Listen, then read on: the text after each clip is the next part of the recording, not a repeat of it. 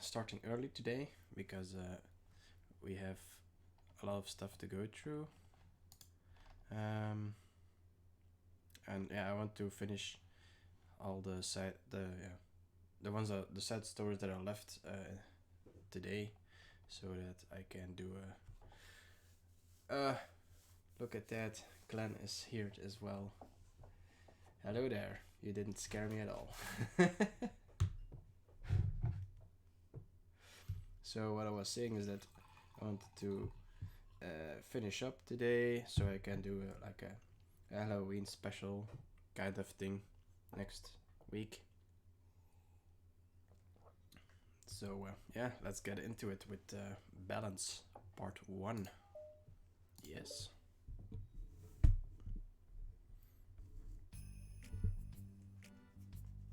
Oh wow, it starts with sorry, alright, cool. Natsuki. While Natsuki is messing with the orientation of her manga in the closet shelves, Sari approaches from behind and pulls her into an embrace. Work, work, chop, chop. Yeah, I know. I'll get on with it. What? Hi. The literature club has been in full swing since Natsuki joined. Including her, the club is now comprised of 4 members. Sayori, Natsuki, Yuri, and Monika. Well, yeah. Each club member has received a day in the spotlight to share all of their favorite kinds of literature with each other. Natsuki was first and shared her passion for manga. Then Sayori shared a love for poetry, as well as how she goes about writing it herself. Monika, who has multiple literary interests, decided to focus her day on short stories. Interesting. Finally, we're getting to know Monika as well, because you don't really know her from the main game. And finally, Yuri managed to demonstrate her obsession with fantasy with a little help and encouragement from Sayori. Good old Sayori, always there to back you up. After the week was spent on their presentations, Monika decided to give the club members this next week to freely explore each other's literary interests. Sayori, having spent most of her time in the club so far with Yuri's fantasy book, is rather excited to begin her journey into Natsuki's manga collection. I want to read with you today. Tell me which one I should pick. Well, that depends on kind of stuff you like. I mean, there's like romance and drama, comedy and mystery. I like all of those things. Sayori reaches out and pulls a random book from the shelf and inspects the cover. Shouldn't this girl be wearing more clothes? Okay, what? What kind of manga did she pull out? I mean... Okay, Natsuki. You wouldn't like that one. In a panic, Natsuki snatches the book from Sayori's hand and then replaces it on the shelf in a less conspicuous location. Welp. That's a dark secret of Natsuki, I guess. I mean, I don't know what kind of manga that was with the scantily clad girl on the cover, but I would never know that.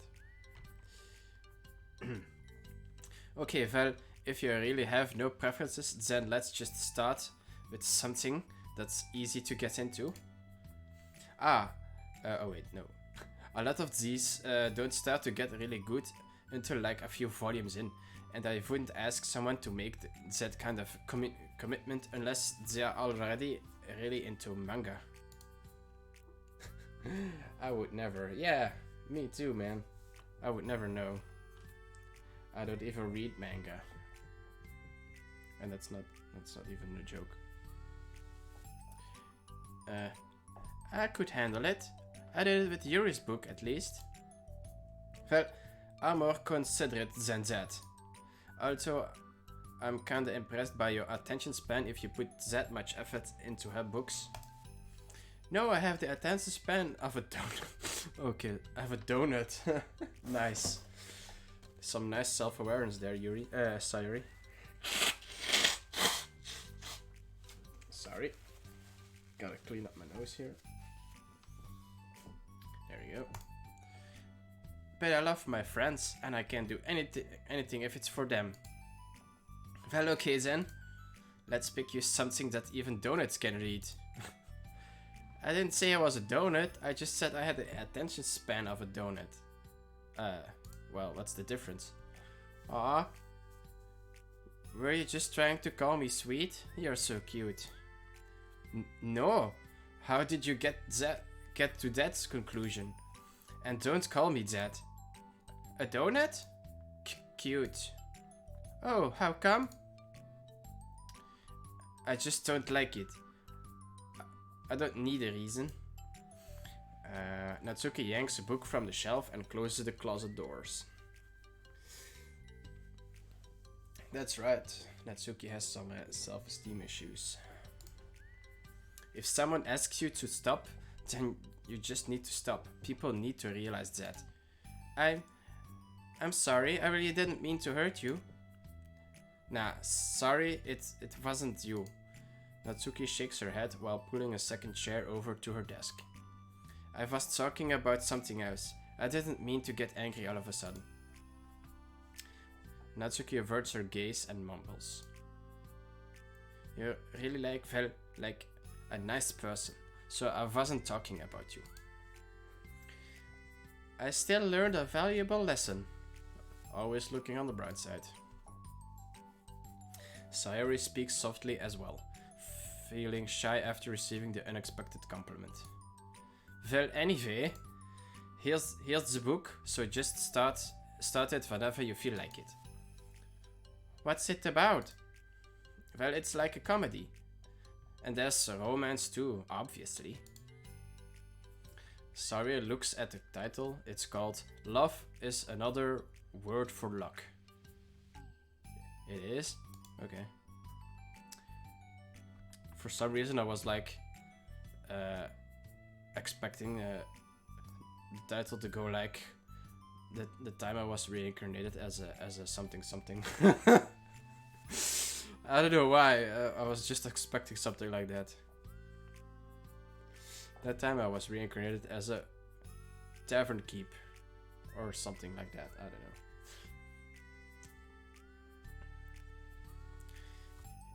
It's about a girl who keeps accidentally running into the same guys. And then you find it out like, well, you should just read it. But you have to tell me what you think. I can already guess who you're gonna ship yourself with. It would be so funny if I'm right. Okay. Ship? I don't get it. Never mind. Let's not worry about that yet.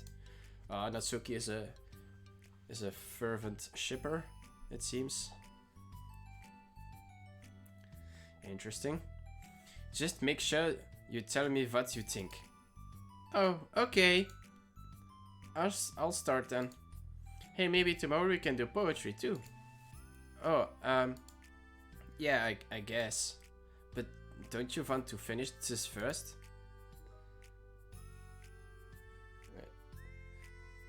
That time I was reincarnated as a vending machine. Yeah, that would be pretty random. I feel like there's already some weird internet webcomic or something like that about a vending machine. It wouldn't surprise me in the slightest. Anyway, where was I? Yeah, but we could do both. I mean, unless you don't like poetry, then I won't make you or anything. No, it's just... Well, never mind. We can worry about it tomorrow. There's one where you kiss fish cans, they become girls. Wait, what? Really?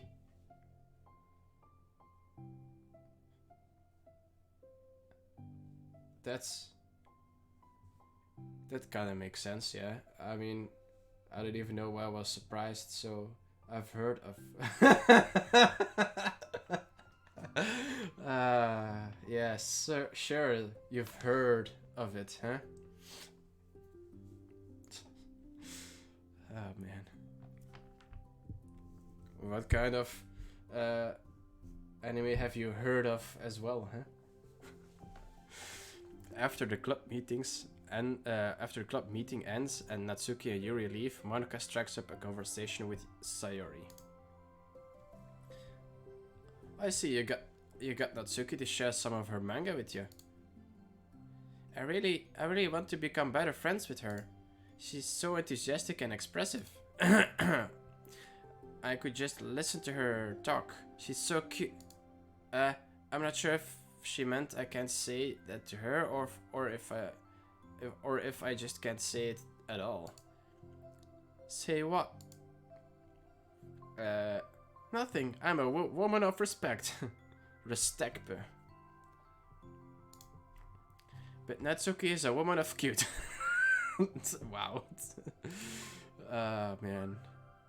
Sayori is so likable for some reason. Oh, I said it, yeah. What's so bad about it, that? I don't know. But you know, there's one thing I'm kinda worried about. Sometimes I'm afraid that Natsuki actually doesn't like me very much. Aw? That's ridiculous. How come you feel that way? Well, I mean, just little signs, like how she only says hi to me after I say hi to her first. Yeah. That's normal. Anyway. And it feels like she only gets excited to talk to me when it's about manga and other stuff she likes. She just seems dismissive a lot. She was like that when I brought up poetry. Yeah, but that doesn't mean she doesn't like you. She's probably just shy, you know. Maybe. My stupid head is just making me worry for no reason. It likes to do that. It's okay. Try not to worry so much. Everything will be great. But you can always talk to me about any concerns that you have. I'm here to help. You're the best. So as you can hear, my English accent is just all over the place and not really an accent anymore. It has evolved into something very spectacularly bad. Anyway, Sayori gives Monika a quick hug. Well, I'm gonna keep trying because I love her and I wanna get closer to her. You got this. Yeah. I got this. After the next club meeting starts, Sayori is the last one in as usual. Trotting into the room, she sees Natsuki sitting alone by the closet, reading what must be manga.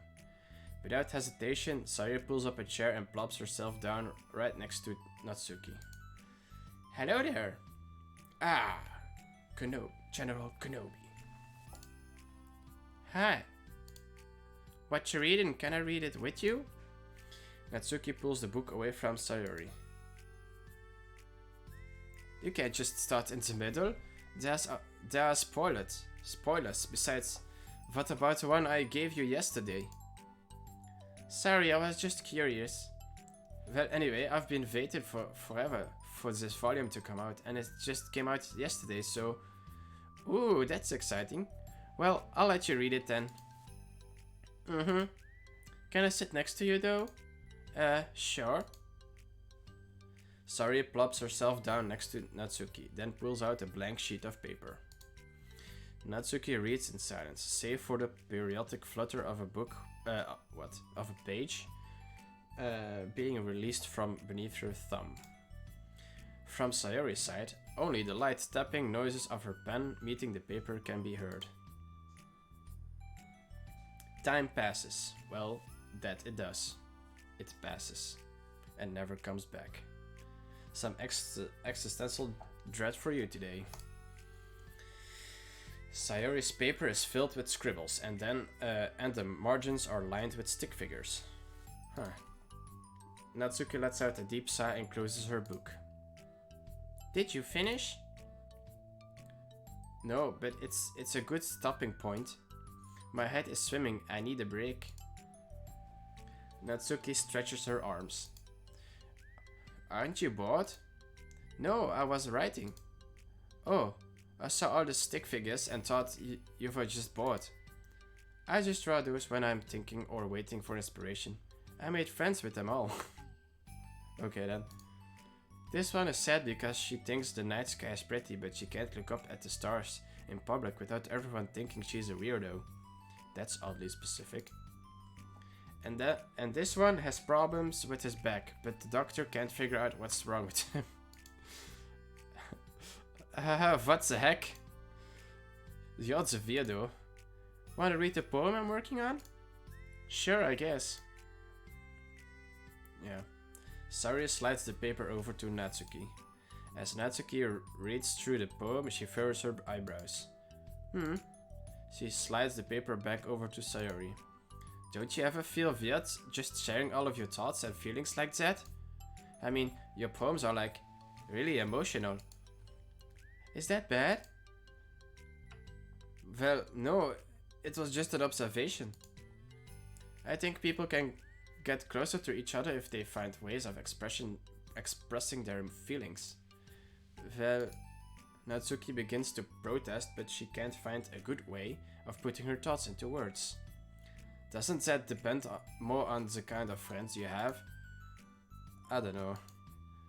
To each their own, but I've never met anyone I'd feel comfortable sharing my poems with. Not that it's you, it's just how I am, so... You write poems? Oh wait, that was that was not the right voice. You write poems? You never told me that. I just thought you wrote other stuff. Yeah, it's that too, but you should. I mean, would you ever want to share? Like I said, I don't do that. But can we talk about something else? I'm sorry. It's not your fault. It's just makes it.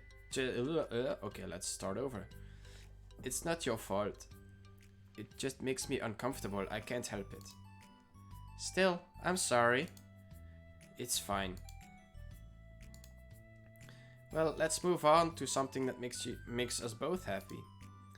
I should continue the book you gave me since I didn't get very far yet. Sure. Over the next few days, Sayori begins each club meeting by approaching Natsuki with unwavering enthusiasm. It's Natsuki! Natsuki! Oh my god. Hi Natsuki! Oh god. At the end of one of club... Nope. Let's start by reading and then saying what I read. At the end of one club meeting, Monica, who has become rather invested in Sayori's friendship mission, starts an innocuous conversation with Natsuki while she packs up. It's cool that you have been finding time to spend with Sayori. She was pretty excited for the chance to read manga with you. Yeah. I'm sure you've been enjoying the chance to share it, right? Yeah, mostly. Natsuki glances over her shoulder, but doesn't reply further. What's on your mind? Nothing? I don't talk about people behind their backs. Oh. Natsuki falls silent, but well, that's actually kind of a very honorable trait, not talking about other people. Well, actually, doesn't she talk about Yuri behind her back in the original game? What a hypocrite. Damn. Natsuki falls silent, but she just fidgets instead of getting back to what she was doing, as though she wants to say more. It's okay. It's okay to share your feelings. That's different from talking about someone behind their back. I guess. I just hate when people talk about me behind my back, so I'm better than so I'm better than to do it to others. Monica shares a bright smile. You're really considerate. Thanks, I guess, but it doesn't feel like it. You can trust me. Natsuki stands in silence for a moment, still fidgeting.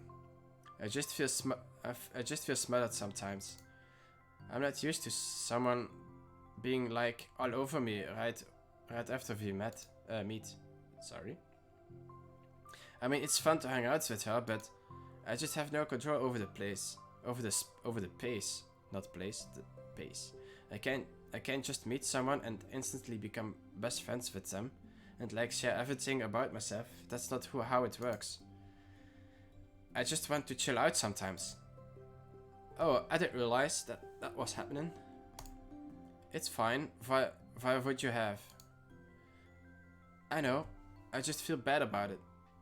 I know, Sayori. So I should have realized. Monica navigates through her tinge of guilt, which has surfaced mainly due to her being the one who previously engaged Sayori's behavior. Despite not knowing the situation, Monica can't help but feel a little responsible. Do you want me to talk to her about it? No, I wouldn't like that. Well, I could like divert her into another club activity for you or something. No way, that would be so underhanded and mean. Sorry, I didn't think that one through. Besides, just because I complained about it doesn't mean I'm asking for someone to solve my problems for me. True. I'm sorry. I guess I just instinctively wanted to try to solve problems, even if I haven't been invited to. Even if I haven't been invited? What? Okay. That's a weird phrase. It's fine. I would talk to Sayori about it, but it would make things really weird between us. I feel like it would make her just constantly be afraid that she's bothering me. I don't know how to just keep things natural. Well, I think if you do a good job expressing all your feelings, she would totally understand. Sayori really wants to be the best she can be for other people. People? I think she would actually be happy that you want to improve your friendship with her. Maybe. Ugh. It just feels so dumb talking to someone about how to be friends with them. It's just weird and not cool. Monica shrugs. It's the literature club. Then she mumbles through a stifled laugh. It's not the cool club. Hey. Sorry. That just tickled me for some reason. Look, I know that you're kind of in a tough spot, and that's hard for you to really express yourself. But you've really demonstrated to me that you're great at self-reflection and critical thinking, even if it doesn't feel like it to you. I think that's more important, the most important part of being able to navigate through these things. So I believe that you'll find the right thing to do. Well, Natsuki instinctively starts to reject the compliment, but she can't find any excuse to do so. Thanks. Natsuki gathers her things, then she finishes her thought in mumble. And I'm still glad I joined the club, even if it's weird sometimes. Monica smiles, but Natsuki turns her back and walks away before waiting for a reply. It was an unusual way for Natsuki to express her appreciation, but Monica knew what she meant. It made Monica feel like everything really was going to be okay. Alright, we learned something, I think. A new music track. I really don't like that the new music song doesn't have like the little dot. next to it because I never know which one is the new one. Just Monica? No, I don't think so. All of these were here already. Hook energy as well, I think. I don't know. Pictures, no new pics. Which one is new? A sketch. The first concept sketch of the complete cast. Review the file poem words.txt for any. Oh, okay. That's I did that off stream actually. So so I got nothing for this side story or an email. Paula, stay focused on our goals. As a reminder to help guide our data collection, any analysis performed should be focused on answering some of these main questions. How does granting elevated access to the VM affect a person's emotional state? Who is the VM? Oh wait, the virtual machine. Never mind. I had to think that through. How does granting elevated access to the VM affect a person's values and goals? How does someone effectively navigate and experiment with their ability to change the contents of their VM? How is elevated access being weaponized? What actions and values must contribute to the destruction of the universe? Okay, that's some existential questioning there. Most importantly, how might your observations apply to our own universe? What the fuck? Okay, bonus. How can we present this to upper management as an operation that benefits the company? Unrelated note, whoever changed the color scheme of the desktop to pink, can you please change it back? It's unprofessional and it runs the risk of drawing eyes. Lol. So it's not supposed to be pink. Alright then. Balance part 2. Here we go. I got through the first one in half an hour. Nice. It's lunchtime. Sari usually buys her lunch. Who usually buys her lunch is making her way to the cafeteria like any other day. The clamor and bustle of the students is drowned by Sari's impeccable skill of zoning out. However, her imagination is momentarily interrupted by the glimpse of a familiar pink-haired girl. Hey, that's Natsuki. I never run into other club members around the school.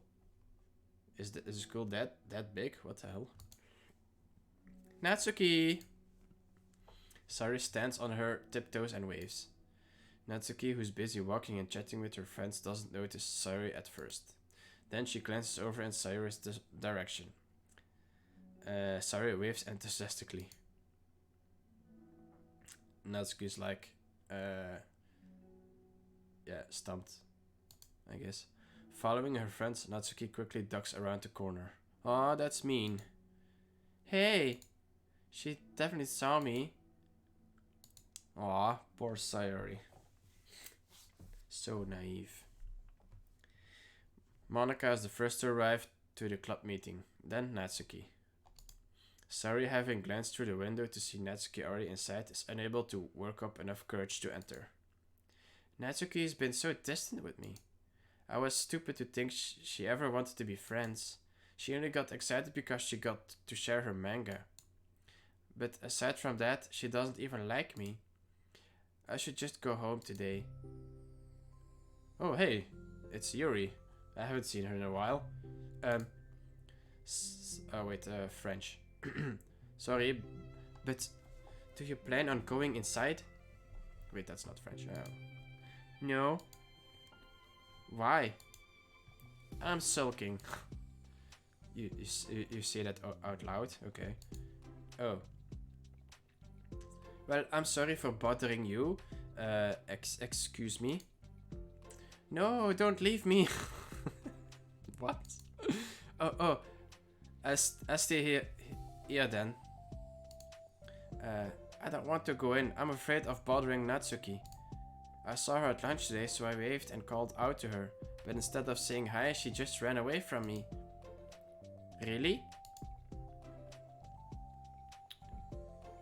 Not bad. Hey! Sorry, I'm sorry. That was a joke. It just sounded like something stupid that I would do from anxiety. From anxiety? Well, I just don't like attention being drawn to myself. Oh, well, that makes sense based on the person you are. But Natsuko isn't shy like that at all. I thought we were friends. But it feels like every day she's just trying to distance herself more instead of get closer. It makes me feel like she was only spending time with me during the club because I was reading manga, but she doesn't actually want to be friends with me. Well, I feel like I'm missing a lot of context here. Was she in the middle of anything when you approached her? No, she was just walking with her friends. With her friends? Yori pauses for a moment. How do I put this?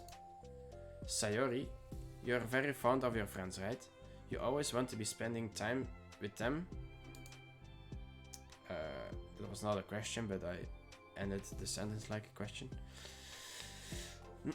Of course, I don't think there's anything more important to me. I mean, the best parts of my day are always with my friends.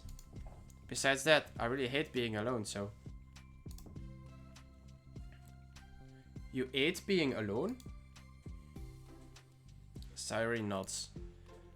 We're very different people. I cherish my time alone. I wouldn't trade it for anything. So I think... Well, if I was trying to have alone time and it was being threatened with an interruption, then I just would not make me... just would not make me very happy. Yeah, but that doesn't have to do with... That doesn't have to do with Natsuki. Wait, that's a weird sentence. Okay. She was already with her friends, not trying to be alone or anything. Okay. I'm trying not to die. No, I think it's similar. It's... Well, we're all friends in the club, but we have our own lives outside of the club as well. If you think about it, making new friends isn't some casual occurrence that happens on a daily basis. A friendship is an invitation to intertwine your lives together. But the capacity at which each person is ready to do that might be different. That's some really wise words, Yuri. There are friends who just like to have fun together and others who talk every day and share every detail of their lives with each other. I think when establishing a friendship, it's important to consider the comfort level of the other person. I mean, we don't really know much about Natsuki's life outside of the club. It could be that she simply needs to make friends at her own pace, rather than jump headfirst into a new commitment. But that means I really was bothering her. I just really wanted to be good friends with her, so I treated her like one. Was I actually hurting her? I don't know, I'm sorry. My insight was really based on what I understand about my own needs. And Natsuki and I are completely different, so... Why was I so selfish? Even if all that is true, then it still means I hurt her. I think I messed up. Yuri, with you, I think I was really careful to understand your needs when I was becoming friends with you. But I wasn't careful at all with Natsuki because she already seemed really social. I just took control of everything instead of looking for the right balance. Ha, there's the word. Now I hurt her and she doesn't want to talk to me. How could I let myself do this? Sayori, I think that, well, there was one time you told me something about the way I saw things in my head being different from reality. It's easy to automatically jump to the worst case scenario, but I think it's more likely that Natsuki doesn't harbor any ill feelings towards you. So I think if we were to realistically consider the situation and how it would cause someone to feel I'm bad at this, I'm sorry, You're a lot better than me at things like comforting and reassuring people. Suddenly, Sayori gives Yuri a gentle hug. You're the best, Yuri. I'm sorry for burdening you with this. You're trying so hard for me. You're such a sweetheart. I just... It's not a burden. I enjoy listening to others. And my friends deserve happiness. Aww. Sayori beams. Well, I think I'm gonna give Natsuki some space. She should do what she wants. And if she does still want to be friends, then I'll learn her needs. And I'll match her boundaries. Sayori changes into a lightsaber? Yeah, that's what I got from Sayori beams. It's like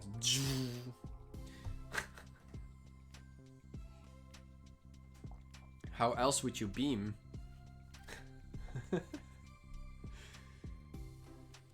Yeah, I'm sure that's what's best.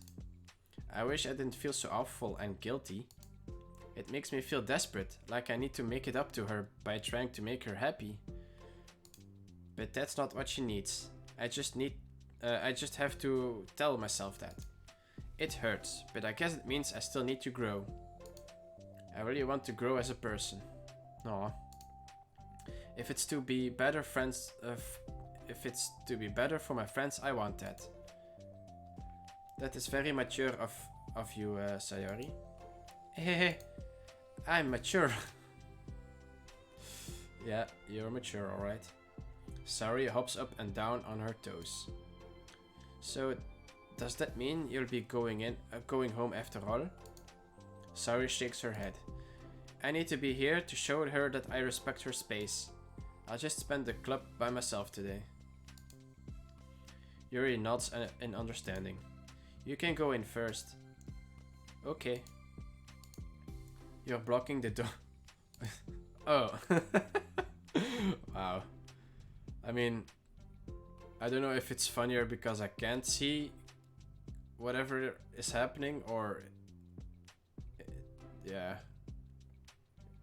It's funnier because it's mostly in text. I don't know. It's just funny, I guess. Sayori steps aside. By the way, before Yuri enters the club room, Sayori interjects. You said that you and Natsuki are completely different, but I don't really think that's true. I think you're actually really similar in a lot of ways. Yuri smiles and shakes her head. Sayori, that's absurd. You're very silly sometimes. Yuri turns and enters the club room. After a moment, Sayori follows. It's funny because it's in your head? Well, I guess so, yeah. I mean, I'm playing out the scene in my head, but I don't see the scene on the screen. Wow, I was almost doing some slam poetry right there. Wow. I'm an artist. The club room is quiet.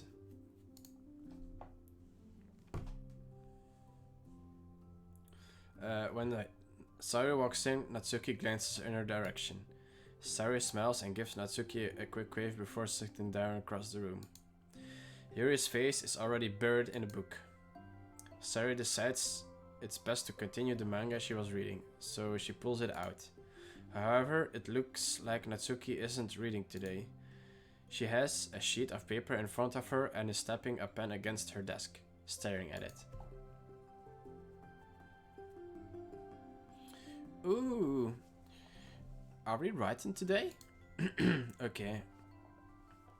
Monica speaks in a quiet voice. Oh wait, that was supposed to be quiet. Unwilling to disturb the peace of the club room, she kneels down at Natsuki's desk. Hey! Natsuki pulls the sheet closer to her and covers it with her arms. Sorry, I didn't mean to peek. Whatever. I just wanted to see how everything was going. It's fine. Natsuki replies dismissively. She glances over at Natsuki. No, at Sayori, of course, not herself. Who is focused on her manga. Monika follows Natsuki's gaze. I think she's mad at me.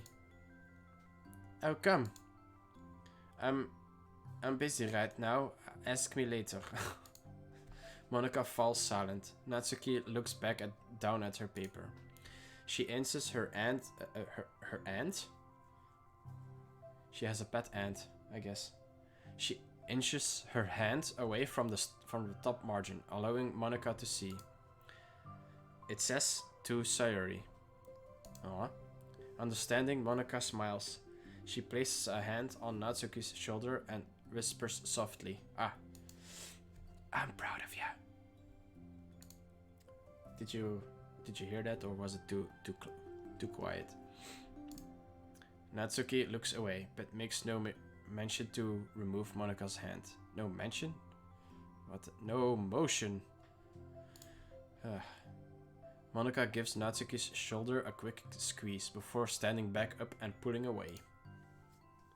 It was louder than your usual talking. What? That's not how whispers are supposed to go. Maybe it's because I came closer to the mic without equalizing my... Is that the right term? Equalizing? Adjusting. That's the word. Without adjusting my own volume.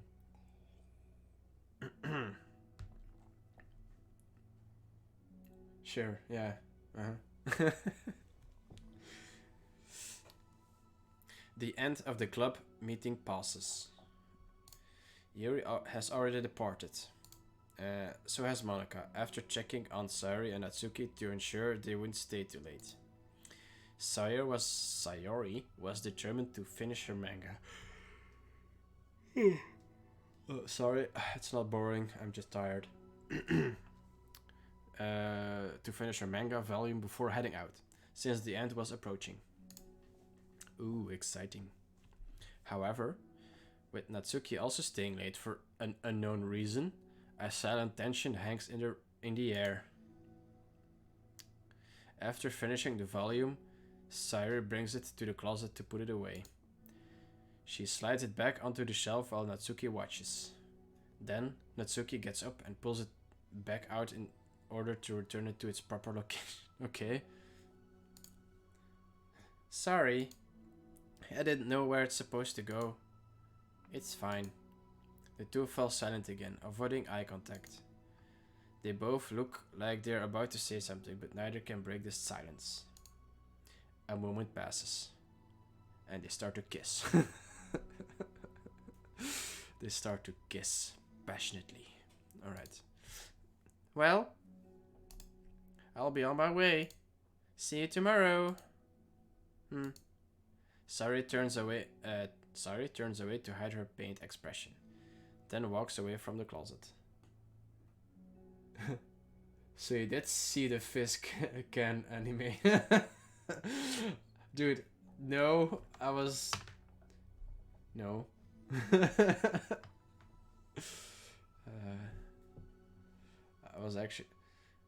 I was both surprised and unsurprised by the existence of it. So when you mentioned it, somehow I was surprised because how would I put it? I was surprised because I kind of expected it. I was surprised because my expectations were fulfilled. If that makes sense, I don't think so, but here you go, that's my explanation. You get this one for free, Glenn.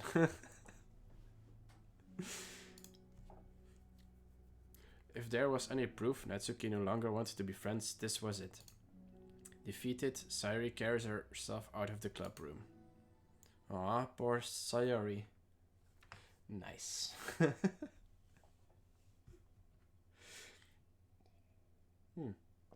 It's all quiet all of a sudden. Once in the hallway, Sayori takes a deep breath and hits her palms against her cheeks to clear her head a little. Suddenly, Natsuki's stammering voice calls from behind. Natsuki? Startled, Sayori turns back around to face Natsuki. Hey, look at that, a new drawing. That's nice. There's a wing. Where have I seen that wing before? It looks like a Star Fox icon or something. Or maybe it's just a wing, I guess. Alright. Natsuki fidgets and anxiously continues with a shaking voice. I have a lot of things to say. Me too. But you go first. Natsuki bites her lip and can't stay still. Fuck, I can't read. Well, first of all, she cuts herself short, struggling to continue. Trying to force the words out, she stamps her foot and hops up and down a little. I'm sorry for the thing I did at lunch, and I'm sorry for just being kind of mean lately. It's really hard for me to like. I mean, I'm not good with things that make me uncomfortable. Especially when it comes to like feelings and stuff. So, face burning, Natsuki clamps up again. Wow, this is really cute actually. Instead of continuing, also Natsuki is still at Sundere, but that we know that already. She simply holds up a sheet of paper for Sayori to take. Oh hey, it's a poem. It's a long poem. Oh damn. Okay. The best place in the world. I love my... Where's the... To Sayori? Huh? Or it's not the same, I guess. I love my bedroom. It's full of bright colors and soft things. The sunlight shines in and makes everything sparkle. It's the best place in the world. It has all my treasures, all my books, my collections, my memories. All of my dreams were born in this room. It's the best place in the world. It has all my secrets, all my failures, my fears, my feelings. Sometimes it feels so fragile that the door will break at the slightest touch, but it's still the best place in the world. But when someone knocks, I get scared. I brace my arms against the loose hinges. Please don't break. Don't come in. I'm not ready. It's my best place in the world. The knocking won't stop. I block the door with the furniture. An eye peeks through the keyhole and I panic. I'm trapped in the best place in the world. I'm not ready to share my favorite place. I need to clean my secrets and make my bed to hide. And I need to clean my secrets and make my bed to hide my nightmares. I need to touch them to put them away, to see them again. I have so much to do and I'm scared. I'm not ready. But it's still my favorite place. I still want to share it, however long it takes. If you wait patiently, I'll eventually open the door. And I'll show you the best place in the world. Aww. I feel like the bedroom was an analogy for her friendship. Huh? I got that all by myself. It's a poem. But I thought, well, I sucked it up, so that I could work things out with you. So just be happy about it. Please? Sayori smiles deeply from the bottom of her heart. I'm happier than I could express. I feel so awful, but I'm so happy that you would do this for me. I actually realized before the club meeting today that I made a mistake. I got so caught up in the chance to get closer to you that I forgot to think about what you wanted. And that we probably have different ways we like to make friends. About like the friendship stuff, I mean, it's okay. I understand, so you don't have to force yourself to talk about it. Your poem did a good job, so don't force yourself if you're not ready yet, okay? Natsuki nods. You don't have to feel like you did anything wrong. It was my fault and I'm sorry. I wasn't mad at you today or anything like that. I actually felt really guilty and I wanted to give you space. I was thinking it's silly that I just approach you all the time and that I should just let you approach me when you want to. Just whatever makes you comfortable.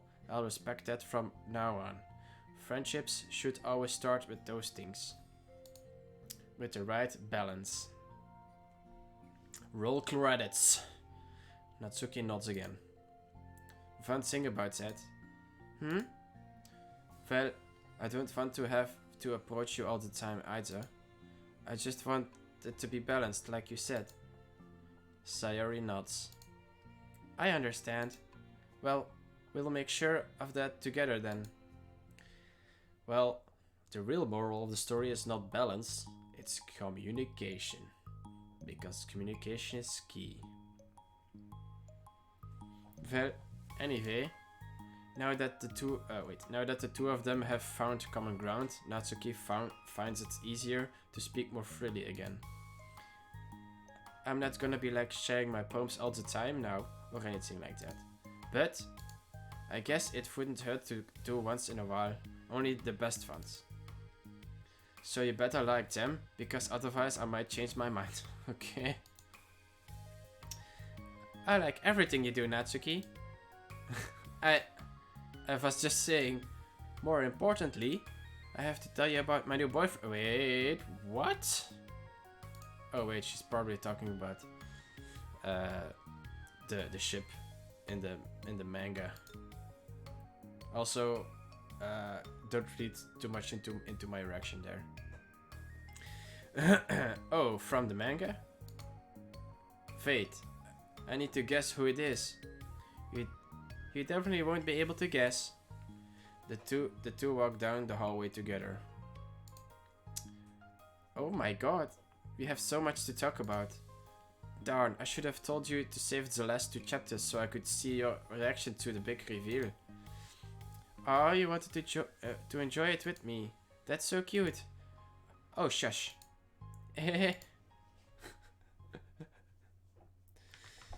Oh, new pictures. Yeah. Wait, didn't I have this one already? I feel like I had a variation of this already. No, it's not this one. Or was it? Was it this one? I guess. Is this new art? No, it's not new art. This is new art. Is this new art? No, this is new art. God damn it. So... Oh no, wait, that's just all of them posed together. All of these poses. Okay, wow. Okay. Did I get another new one? Oh, I guess this one. Finish the side story balance. She's taking a selfie. And a new poem. Alright. And another poem. Wait, I didn't see this one. Acquire all of Natsuki's other poems. I named my pen The Expression Express. My feelings are bored with a ticket to you. No room for stammers, no lies. No extra stops, no compromise. Stations screaming by, attendants saying hi. One ticket to you, please and thank you. Take a headphone and dose. No bumps in the rails, just thumps into my heart. And loops in my letters, and clouds in the sky. And dreams in your eyes. Hey, wake up, the train has arrived. Expression Express, destination you. Choo choo. Choo choo. That's really a fun one. And another drawing here, this one, the scene. It's also really cute. Any new? Nope. That was it. Alright, let's continue. Reflection. Man, we're blazing through this.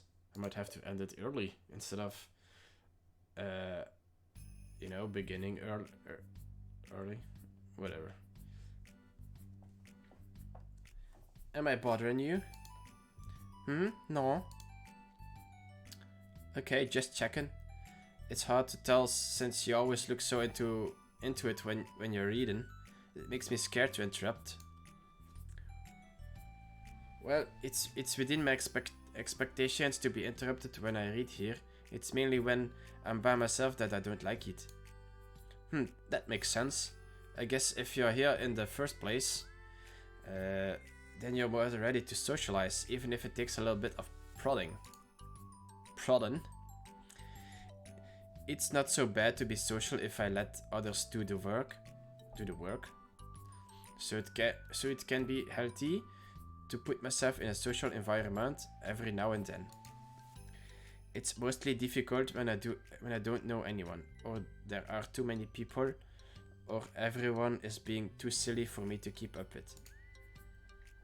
Yuri glances across the room at Sayori and Natsuki. Wait, I just realized I didn't read the title of this side story.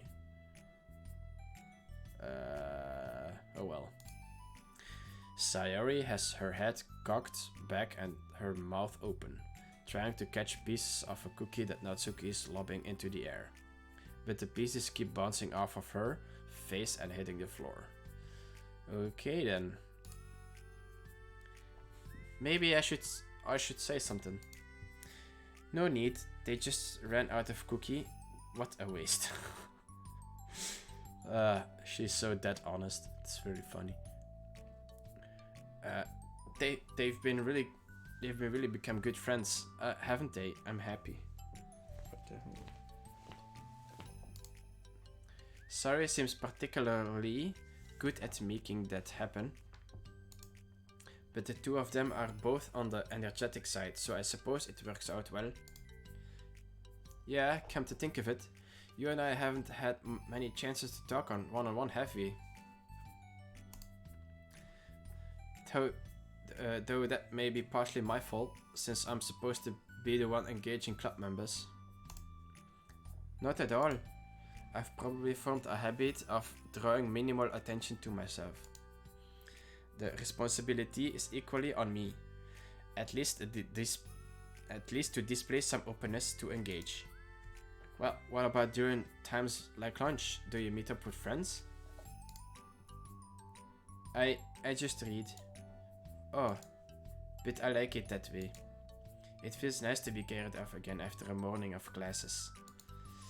Do you always read fantasy? Oh, not always. I suppose it's all I've read recently, but only because I'm in the middle of this series. There are still 2 more books after this one. I guess those long books suit you well, since you spend so much time reading. Well, fantasy may be my favorite, but after that I'm more or less indiscriminate to genres.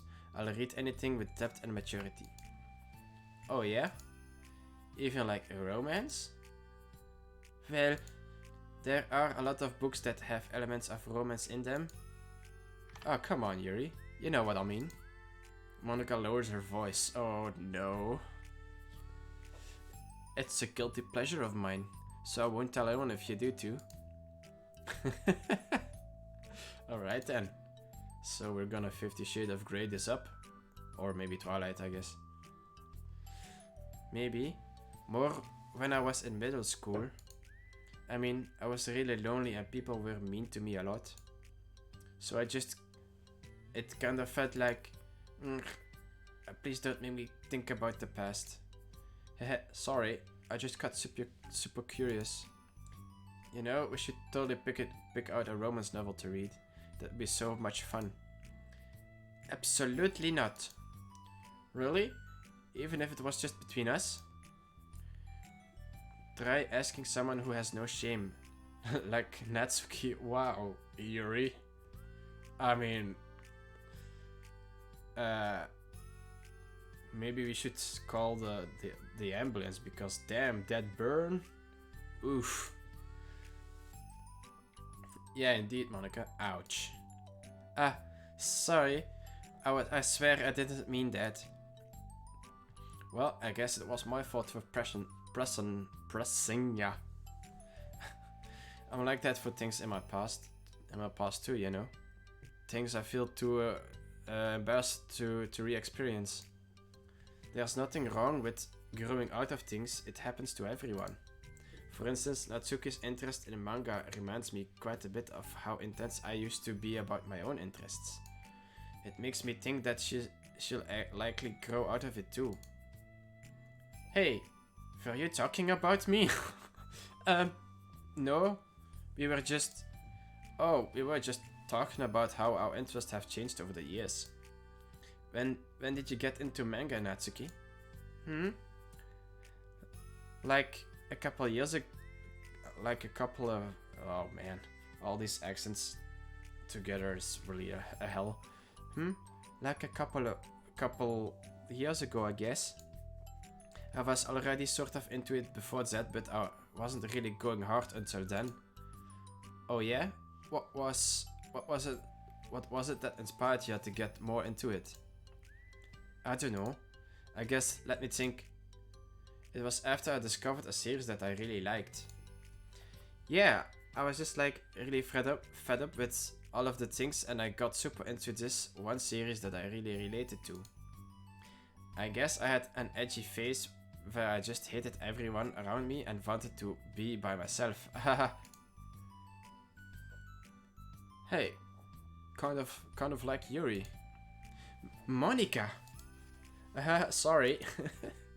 That's completely wrong, so it's still cool that you both really found your thing. They're almost like opposites, but it sounds like they helped you a lot through hard times. You know it. Wow, what the heck? Is that book even bigger than the last one you were reading? It's technically slightly longer, but not by very much. How high do you think it would go if you stacked up the whole series? Natsuki estimates by holding her hand high above her head, sizing up an imaginary stack. I should get one of these mangas that's like 50 volumes long, so that I can say I've read more than you. I don't think that... yeah. Not that I have the money for that. Please. That would hardly count when your books only have a few words per page. I know, I was just joking. I could never actually read books like yours, it's too boring for me. Yuri shoots a glare at Natsuki. Okay, here we go. It's not boring. Chill, I said for me, not for you. I can have my own opinion. I just think it's too convoluted. Sayori, are those from the floor? Is she just eating the cookies from the floor now? Haha, gross. Also, wash your hands before touching any of my books. But my hands aren't dirty. Just do it. The oils are there even if you can't see them. Fine. Sayori trots out the door and Natsuki follows. Yuri, you look a little upset. What kind of nerve does she have to call my hobby boring? Oh. Well, she did correct herself. Hardly. She was so condescending. I don't mind if she thinks it's not for her. I already understand that it's not for everyone. But she knows well how much these mean to me. So how about just leaving me alone instead of needlessly telling me the things you hate about it? I'm sorry, Yuri. You may be right. This won't be the last time people have strong feelings about what they like and don't like. Especially in the literature club. So I should figure out how to meditate. No, not meditate. What? Mediate. That's the word. Figure out how to mediate discussions to keep them positive and constructive. For the record, I've always been impressed by the level of creativity in your books, and also your ability to get through them so quickly. Thank you. Okay, well, this is something that I'll have to think about and revisit. I'm sure I can help Natsuki find some common ground with you. Common ground isn't necessary, I just wish to be respected. No wait, Respect was the title of 2 side stories ago? That then. Either way, I'll do my best. I'm skeptical when it comes to Natsuki. I trust you, Monica, but I'm skeptical. Oh. Oh, it's not over yet. Okay, everyone. We have a special club meeting today. As you know, the literature club is a place where we get to share things that we're really passionate about. But that also means we should be mindful of how we respond to each other's feelings. I think we have a chance to turn our differences into positive energy for each other. Aren't you being a little dramatic about this? This is important to me. Sorry, I just feel like I'm being accused or something. No, I'm just accusing. I'm not accusing anyone of anything. I'm sorry if I came off that way. But our conversation yesterday made me reflect on the power of language, and I thought it would be a good topic for the literature club. Don't you think? I'm sorry we're going to have differences in opinion a lot, so I need to make sure we're prepared to keep to keep a positive atmosphere in the club. If you say so. Sure. The cool thing about language is that it gives us a lot of different ways to express the same idea or emotion. We have a lot of control over how we want the other person to feel when receiving our thought. This goes for poetry, narratives, casual conversations, basically anything. For example, Sayori, what's your favorite food? I have them organized by category. Should I start with snacks or do you mean full meals? Should I include breakfast? Oh jeez. Okay, how about your favorite fruit? That's easy, cherries. Huh, really? I always thought cherries tasted nasty. Really? Oh, that was me. Cherries are not nasty, what? What? Cherries are delicious! Whoa, that's a pretty strong reaction. Well, I just don't understand how somebody could think cherries are nasty. How does it make you feel? I don't know, sad? Defensive maybe? Yeah, I got defensive. See? The reason you had such a strong reaction wasn't just because I didn't like cherries. It's because you felt your opinion was under attack. But that's weird, right? Something like taste is completely subjective. But when I say something like, I think cherries taste nasty, I'm using objective language. Yeah, I get that. I'm challenging Sayori's reality that cherries are delicious with my own, which is that cherries are nasty. Wait, hold on. How is that objective when you just said it was only your opinion? It has to do with the way our brains interpret the words. You're talking about the reality of the cherries, not your feelings about them. Like Sayori. Let's rewind for a second and pretend I didn't tell you that I think cherries are nasty. Good. So what if I instead of that said like, I've tried cherries and they're not for me. It's not the kind of flavor I enjoy. Well, that's fine. As long as you don't call them nasty. Nasty is a nasty word. Okay, so cherries was kind of a weird example, but I think it gets the point. I think it gets the point across. This time around, instead of talking about the cherries, I just talked about my feelings. And sorry I didn't get defensive. So instead of clashing with each other, it's like we received an invitation to talk about our differences. Yuri, you don't need to take notes. I'm not gonna quiz you or something. I know that. I was just lol. Sorry, I didn't mean to call you out. You can do whatever you like. Whatever you like.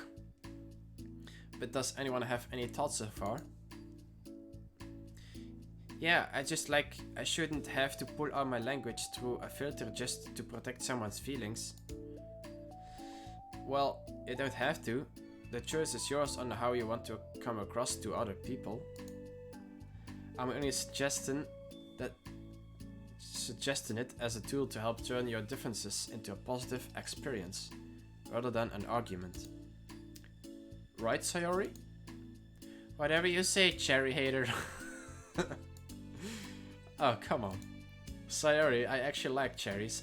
I was just saying that to help demonstrate. What the heck? I've been duped. Oh man, this girl is really funny. I can't wait till the Halloween special. Gonna be funny, I hope. Well, I hope the game doesn't let me down, I guess. What I'm playing, because I haven't seen anything about the game yet, so it's a hit or a miss. But it's Lovecraftian horror, so we'll see. We'll see. I'm sorry. I'll make it up to you later. How about a chai sundae? You are welcome to dupe me anytime, my beloved president.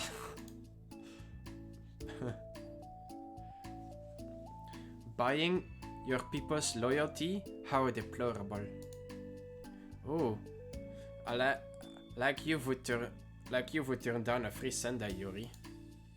You were certainly a fan of those cupcakes I brought in the other week. That was, I mean, I was reading and not keeping track of them. Oh, that's enough. We're getting off topic. So now that we have the gist of it, how about we try it with something more relevant to the club? Like manga, right? Let's try to have a productive discussion about our differences in opinion. Yuri, do you want to start? Well, I'd rather not know. Ah, how come? Well, because I don't see how anything productive can come from that. It's just going to start a fight. No, it'll be fine. That's why I'm here to moderate. Let's just have a calm and rational discussion. Yeah. Give me a little credit. I'm not a child, you don't have to coddle my feelings. I always think it's more respectable to just speak your mind. Respectable? Yuri's expression changes at that word, as Monica recalls being respected was the crux of the matter for Yuri. Well, the point of the exercise isn't exactly like, it's fine. I have nothing against anyone personally. You're entitled to enjoy whatever it is you like. I just prefer more depth and nuance in my reading material. I look for stories that are imaginative and sophisticated beyond the surface level.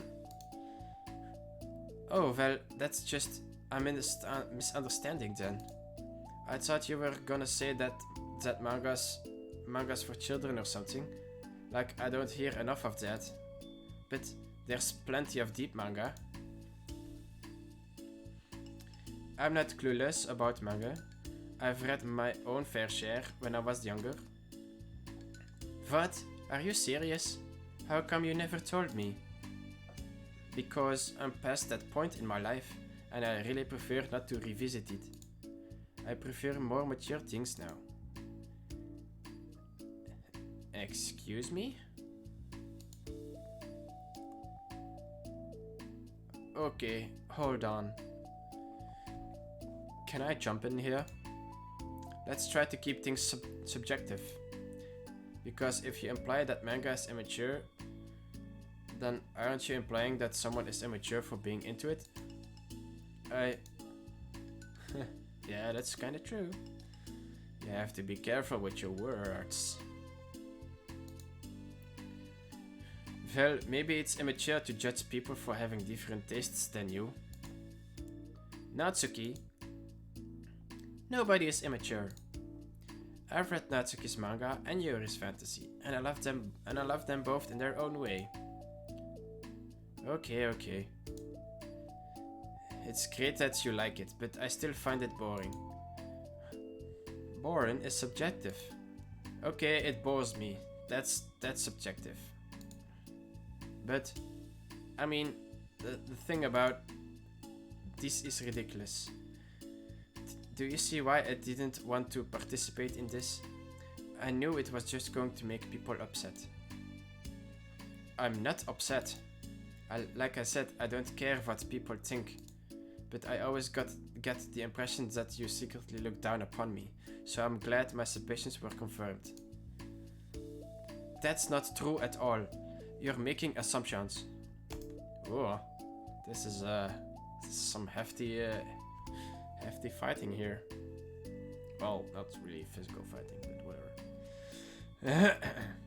You can't blame me for getting defensive when nobody ever has the least bit of respect for the things that I'm into.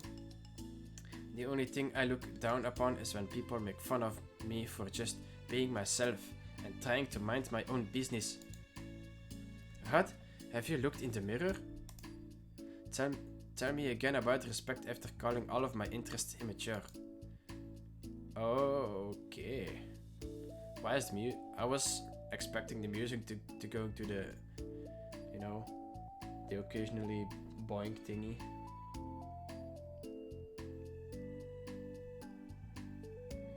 Wait. When I play this, I feel like someone fucked me with a razor whip. What does that even mean?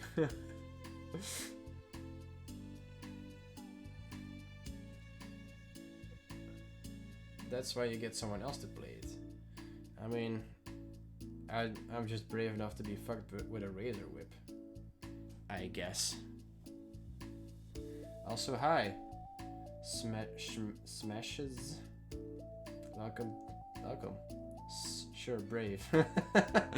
Or maybe insane, I guess. Same thing. Please stop. Please? You don't mean the things you're saying right now. Let's just be friends. Yeah, let's just be friends. I didn't mean for this to happen. Well, it did. So please don't invite yourself to try and solve other people's problems next time, okay? Wow. Yuri is a bitch. Well, I guess I can understand her in a way. I can understand everyone in a way. Holy shit. Yuri's piercing words sent the club room into a choked silence as she gathers her things. She leaves. Holy crap. I've never heard her sound like that before. She must be so pissed. Well, you weren't very nice either, so... Wait, I'm giving Monica the German accent now. I was just saying, how did this happen? It was my fault. It wasn't wrong. I shouldn't have tried to moderate a conflict when I know how bad I am at dealing with conflicts. It was really stupid to think for me to do. It was a really stupid thing for me to do. Okay, that was more logical. The one who understands all. The one who understands. Oh. It's nobody's fault, and it wasn't stupid. Everyone in the club is a nice person. Nobody would have expected this. But I guess we're sensitive about the things we really love. Honestly, she kind of brought it upon herself. Okay. Like I said, I don't care if you're not into manga, but if you actually look down on other people for it, that's kind of the point I was trying to make in the first place. It's not about sugarcoating.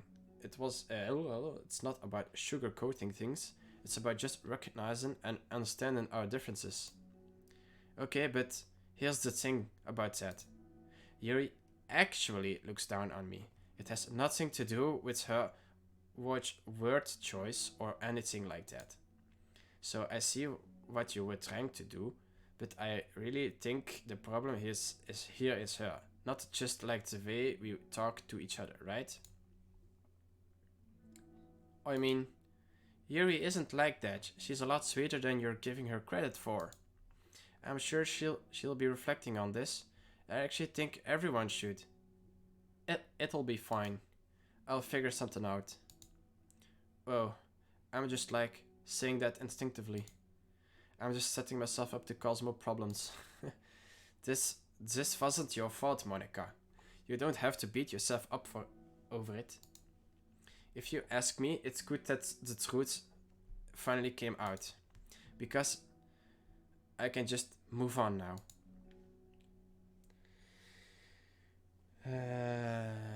But, it's fine, I promise. Let's just get our mind off this, okay? In fact, it's a good opportunity to read some manga without having to worry about feeding Yuri's superiority complex. Don't be mean. I'll talk or read manga or whatever you want, but don't be mean to my friends, okay? Sorry. I'm just bitter. Everything will be okay. I mean, I don't have the answers, but I at least know that we're all good people and don't want to hurt each other. This will be a learning experience. Monica says that, but her uneasiness is given away by how much she has to force the reassuring tone in her voice. This was bound to happen eventually. Natsuki and Yuri have always engaged with each other the least out of anyone, and this is the reason. As Sayori and Natsuki proceed to distract themselves with manga, Monica sighs to herself, unable to shake her worried thoughts. Will the club really have to just come to terms with the fact that some members will be incompatible with each other? Monica desperately doesn't want to admit that, and she knows Sayori doesn't either. But for once, a solution doesn't seem to be in sight. Welp. Oh, there's a new song. Let's teamwork, that's the one.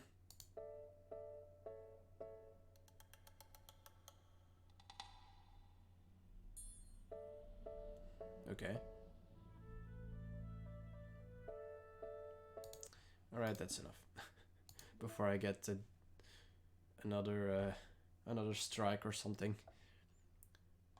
Ethics. Okay, let's see. We have another mail. Simply put, it's not our job to arbitrarily decide upon some code of ethics, just because we're the first ones to do this, to our knowledge. That's the government's job to figure out, long after we've made enough headway for it to no longer apply to us.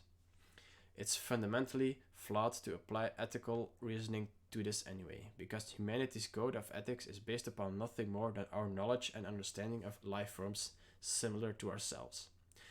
We don't have ethics for killing bacteria or plants, only for the creatures that we can convincingly project our emotions onto. The humans in our VMs operate completely differently from us on a fundamental level, and therefore should not be taken any more seriously than a machine that's programmed to print "I feel sad." We're engineers, not philosophers. Ah. So, she doesn't believe the AI will take over. Ah, it was reflection. So reflection was the buzzword here. Alright, let's go to part 2. That's 2 for in French. A new day arrives. Sayori arrives at the clubroom earlier than usual. That is late. That is not late, sorry. As she enters, it appears to be empty still. So she sits down at the desk and pulls out a sheet of paper, primed to jot down her thoughts. Sayori has made a habit of scribbling her thoughts and feelings onto paper whenever possible, as it tends to serve her as her best inspiration for poetry. My heart feels fake. Oh wait. My heart feels vacant because a ship sailed away. Yo. Yo. Yeah.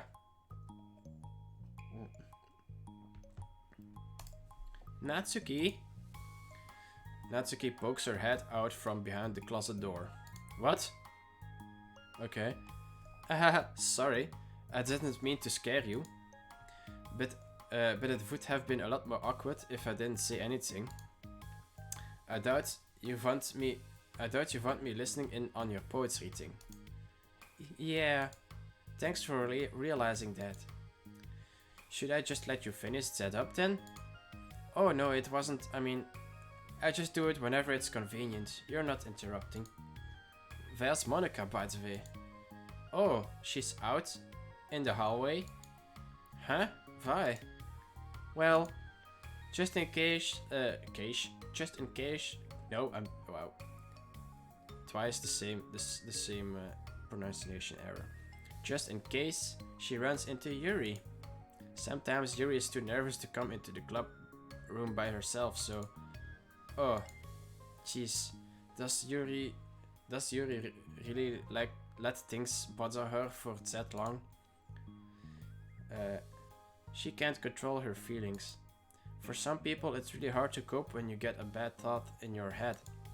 Maybe you can distract yourself for a little while.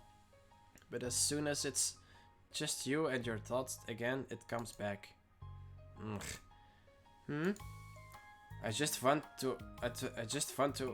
us to have a normal club meeting. It's a lot easier to pretend like it never happened if we all just ignore it and move on. Well, it's also not really healthy, but okay. I don't want to be bothered by this. It's so stupid. Her opinion of me doesn't matter anyway. Besides, it makes me feel really guilty and I hate that too. Well, that's why it's not healthy. You should talk it out. Communication, guys. Okay, I'm dying. It's okay to have feelings. It doesn't make you weak. Let's figure this out together. Fine. Only because you're good at this stuff. Let's try to come up with a happy scene. Maybe that will help us understand where your bad feelings are coming from. Well, if I was happy the way things were before we had to have that conversation yesterday. What part of the conversation made you upset? Was it Yuri being mean about the manga? Maybe. I doubt it though. Because my friends and other people make fun of manga all the time, but I just brush it off and ignore them. But something about it really got me this time, and I hate that. I'm letting that happen. Okay, I pressed auto. Oops. Is it because it came from Yuri? No. Why would that matter? I mean, well, maybe. I just hate that she thinks she's so much better than me just because she likes to pretend to be all sophisticated. Yeah, that's what it is. At least the other people decide that they don't like me, or manga, or whatever. But Yuri acts like she's too good to even give it a chance. I'm sorry. Everyone deserves a chance. Yeah, exactly. Would you give Yuri's book a chance? After this, obviously not. What about before this? Well, I would until I got bored, which wouldn't take very long. But if you actually keep an open mind, then it's not hard to realize that a story can be deep and meaningful without being needlessly complicated. I see. But you know, I like Yuri's books. Yeah, but you like manga more, right? It's not a competition, guys. Sayuri shakes her head. I like them both. I like them both in different ways, but I like them both. I mean, the manga, it's really honest and fun, and easy to just let go with it. Yeah, I guess that was right. And the fantasy has a lot to interpret and uncover, and it's really rewarding to have some good quiet time together with it. But the most important thing is that both of, well, that both the manga and the fantasy are true to themselves. So I love them both, and I think there's room for both of them in the same club room together. Oh, Jesus. And I just feel like maybe they have more in common than you would think. That's some heavy reflection right there. How do you get along with everyone so well? I always get into fights with people. Like first it was Monica when I was new to the club. And then it was you, and now it's Yuri. And I'm always like, oh, that person is being such a jerk, and if they just realize that, then we could at least get along. But nobody else has that problem. I just keep running away from the reality that everybody's just a jerk to me because nobody likes me. And I don't know why. Because you're the jerk. And I don't know what to do about it. I don't know what's wrong with me. I hate it. Natsuki. Sari puts a comforting hand on Natsuki's shoulder. You're a wonderful person. You deserve to be loved as much as everyone else. Everyone has different ways they like to communicate, you know? And sometimes that makes it harder for us to understand each other. I think that's sometimes we get lucky and we make friends who are really good at the same kinds of communication. Oh, come on, there's something in my throat that's... oh. Okay, maybe have a drink.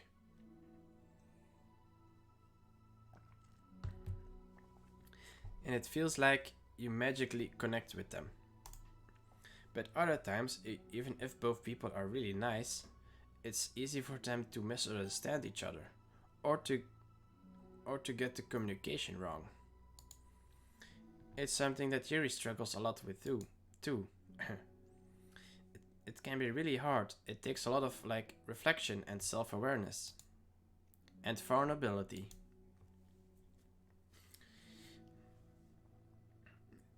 I'm bad at that one. Vulnerability. I always have to be the strongest. What do you mean? Tell me about that part of you. Well, it sounds stupid, but I'm really used to people being mean to me. Like my friends and I guess my dad. Like when I don't get good grades or even stupid things like if my room isn't clean. So what I'm gonna do? Cry about it? If I let myself get upset, then it's just letting them win. I'm better than that. I'm better than all of them. So things always have to be everyone else's fault. It feels like if something goes wrong and there's even a tiny hint that it might be my fault, then I just get really angry and I find ways to blame everything else instead. Do you see yourself as better than Yuri? Here comes the kicker. If I said that, then I would just sound really full of myself. No, our thoughts and our feelings are two different things. Even if we don't like our feelings, we have to understand them if we want to learn more about themselves. That's a part of vulnerability, you know? Accepting that we have feelings that we don't like. I hate that. My feelings make me a bad person. Because my feelings is just fun to tell me that I'm just much better than her. That's judgmental. That's a nope. That she's just a judgmental know-it-all who's stuck in her edgy face, and that I'm just way above that garbage. But I'm terrible for feeling that way. You're not terrible. You are not your feelings. But you are not your feelings. Say that yourself. Say that to yourself out loud. Okay. Fine. I am not my feelings. The way that I like to picture it is that those feelings are like your roommate. You live in the same house and you gotta see each other every day. And even if you can ignore each other most of the time, You're gonna run into each other every now and then, and that's gonna make you feel like poop. So the other option is to get to know each other. You can communicate and learn from each other, and maybe even help each other change for the better. Does that help you understand? How how do you know so much about this stuff? I just have a roommate that can be really hard to get along with. Oof. Yeah. Called depression. Oh, okay, it's okay. Yeah, she just dropping the bomb. Right, nice. Depression? But you're like the happiest person I know. I'm not my feelings.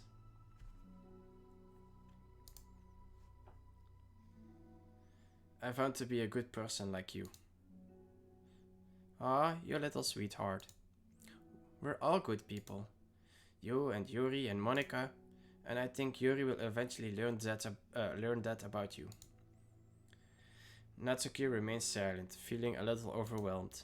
Despite Yuri's kind reassurance, a complicated mixture of pain and sadness seems to fill her, as though flowing from a wound inside her. Was it a result of her vulnerability? No, it wasn't as though she was inflicted a wound after being vulnerable. It was as though she began to rediscover an old wound, one that cannot simply be bandaged and left alone any longer. Alright. Oh hey, we're back at the vending machine. Is it the vending machine from the fizzy can anime? It has bottles too as well. Alright. Yuri, what are you doing all the way over here? Over here? I was looking for you. Please, don't yell at me. Oh, I'm not going to yell at you. I just wanted to say that I'm sorry about what happened yesterday. It was just unfair for me to put everyone on the spot like that. Next time, I won't just try to jump in and solve everyone's problems. I guess it's a bad habit of mine. You're not mad at me? I thought you were the one mad at me. I was so awful yesterday. Yuri curls up, recalling the details of the argument. I can't even have a normal conversation without saying something wrong and making everyone upset. Hold on, that's not what happened at all. Let's talk about this, okay? Yuri pauses for a second. Hey, wait a minute. Soccer tryouts? It should be football. Screw you, game. Yuri pauses for a second, then manages a nod. Monica takes a seat next to her on the staircase. I'm having a lot of negative thought patterns and I can't get away from them. What kinds of negative thought patterns? Like everyone hates me, especially Natsuki. Oh, that's terrible. I don't think Natsuki hates you. How do you know? Well, because Monica thinks back to the time that she herself found herself in an altercation with Natsuki. Well, that's a word you don't see every day. Altercation. And how a display of maturity from Monica was enough for Natsuki to reevaluate her own feelings as well. I think Natsuki is just naturally defensive. I think she acts mean when she feels the need to protect herself. But, you know, she's really not a bad person. In fact, I think she can be really thoughtful and considerate. She just, well, I guess the way it works is that she wants to receive some degree of kindness first before she feels comfortable returning it. Oh, but that means the burden is on me? And I don't know how to say things that make people like me. Every time I open my mouth, I just... Yuri shakes her head at herself and tugs on her hair. It's okay, Yuri. You don't need to beat yourself up. Wow. Sometimes. I think anyone would like you if they had the chance to get to know you. Well, unfortunately, the opposite is true. That's why I'm not talkative anymore in the first place. Because everyone used to think I was weird and talk about me behind my back. That's just what happens when I draw attention to myself. Natsuki even said she found it more respectable when people speak their mind. So I did. And then she hated me anyway. That was enough to confirm my fears. But Sayori and I like you. And we've gotten to know you a lot by now, right? Oh, come on. There's like something, you know, the feeling in your throat and you just can't get it out. It's really frustrating. Yuri doesn't seem to have a response. Oi, what you think of Natsuki? I don't think about her. That's not what I meant really. I was just wondering if you had an opinion of her. I do. What is it? Natsuki seems to bring out the worst in me, and I feel really ashamed of it. I like to think of myself as a fairly sophisticated person. So, for someone to just treat me like I'm inferior despite my tastes, that's just the worst kind of insult, coming from someone like her, and it makes me think bad things about her. But everyone else seems to like her, so the only explanation is that it's me who's doing something wrong again. And my feelings about her are wrong. And I'm wrong to get upset over something so childish and inconsequential. No, Yuri. Feelings are never wrong. Well, they're not right. That's the thing. Feelings are never right or wrong, you know? I guess. They're just a state of being that we don't have always control over. But that doesn't mean they have to control us.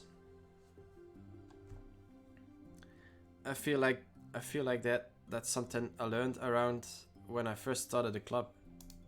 We can hate ourselves for feeling a certain way about things, or we can, you know, just acknowledge that they exist and try to understand them better. I could never be mad at you for just feeling a certain way. It's about how you handle them. And I think working through feelings is a great opportunity for teamwork. Teamwork makes the dream work.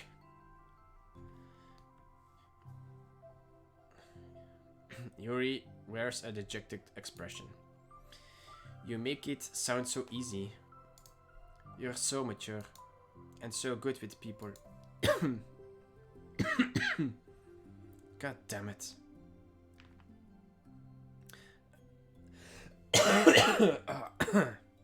Fuck. I'm sorry for coughing so much. I don't know what it is. Oh man.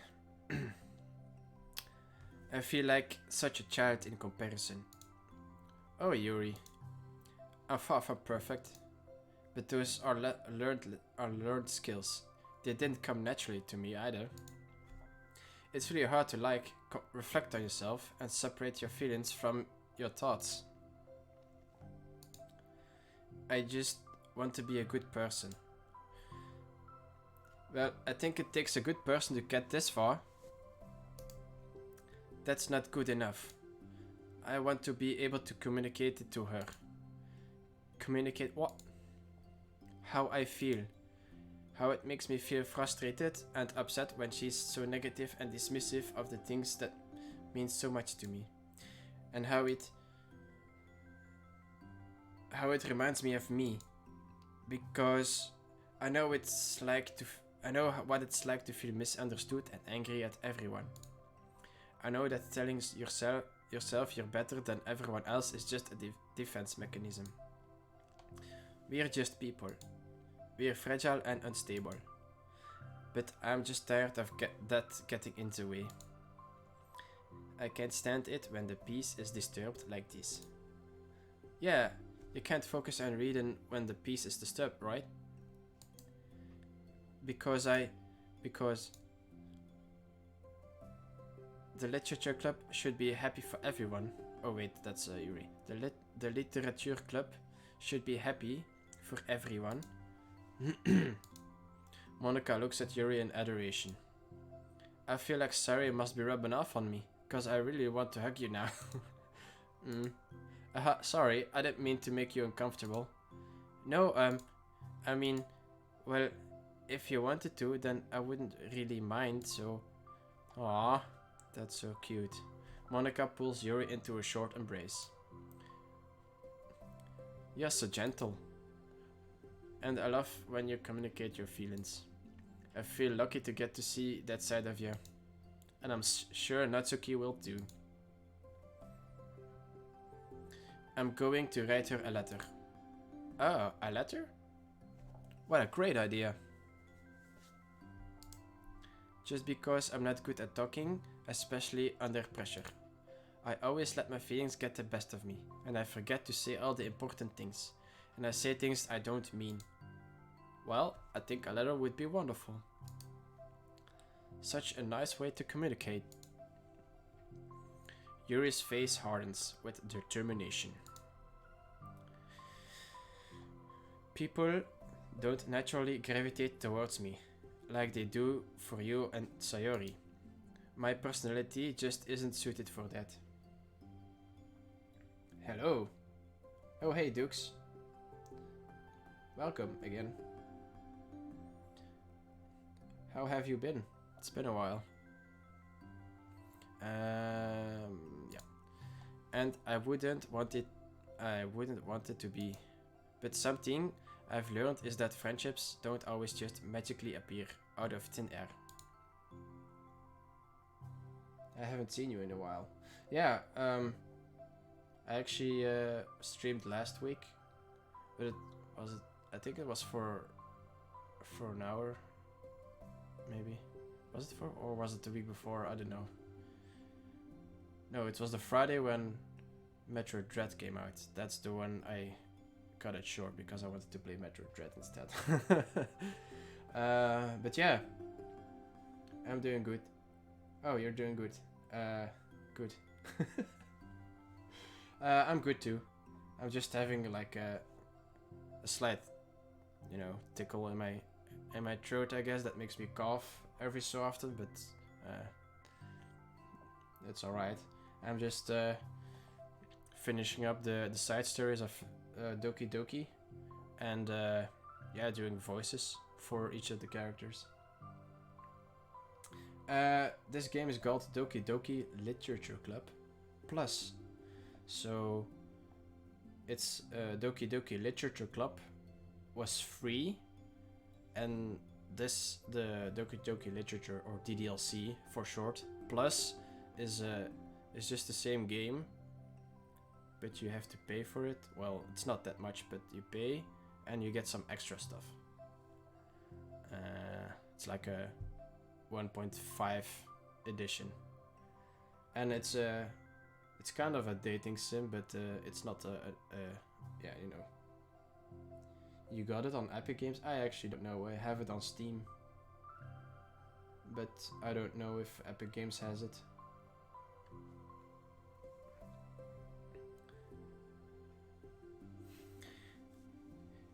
It's a visual novel. That's what they call this genre, I guess. Visual novel. Yeah. But these are the side stories. So if you want to understand the characters, then you should first play the original game, the full game, and then go to the side stories, because you unlock the side stories after playing the game, of course. So, but yeah. So these might be spoilers if you ever want to play this. Anyway, where was I? For instance, oh wait, Yuri was French.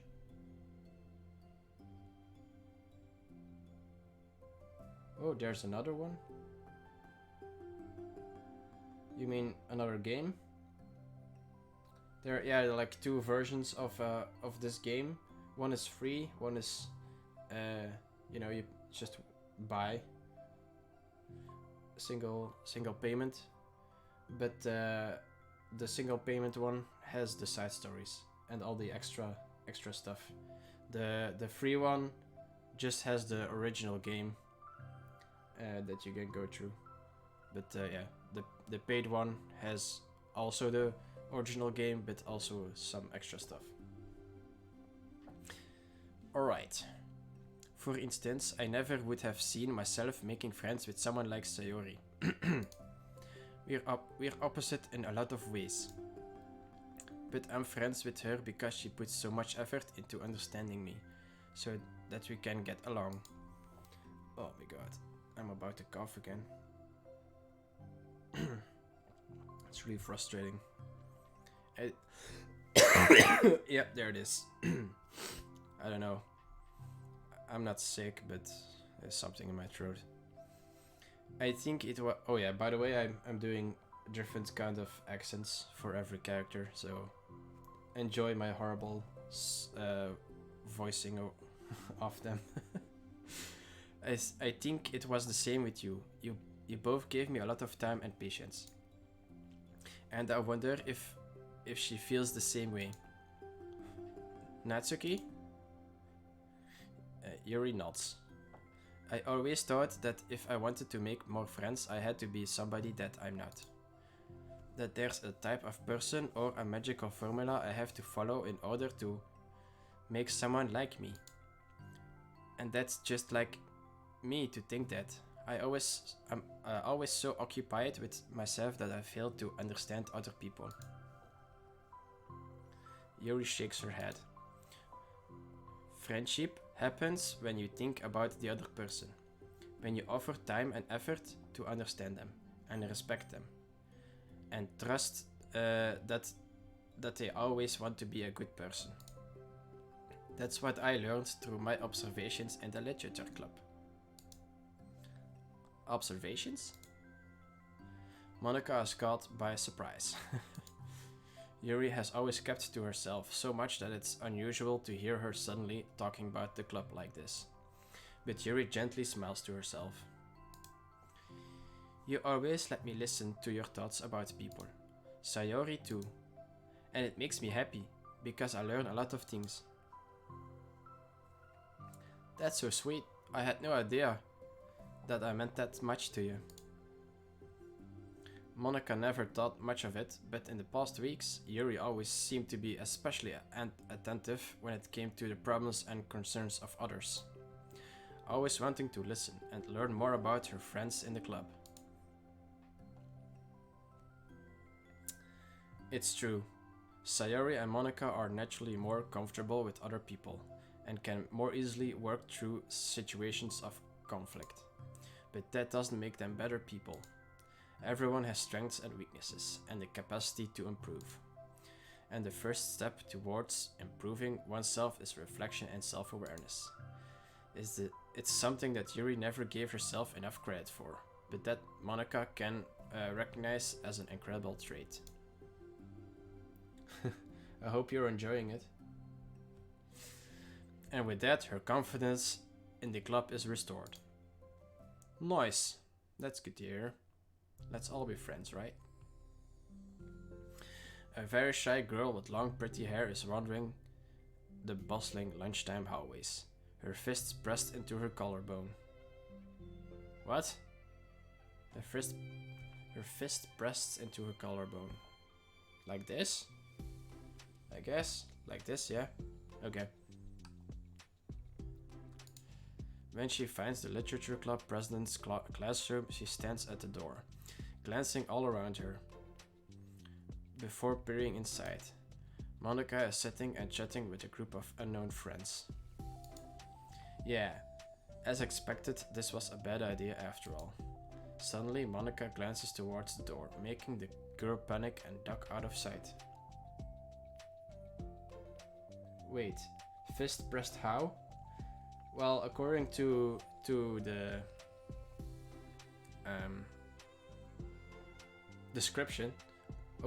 description, it said her fist pressed against her collarbone, and as far as I know, the collarbone is this bone here,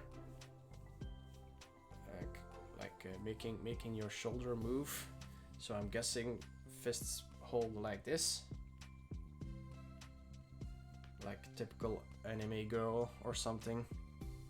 I don't know.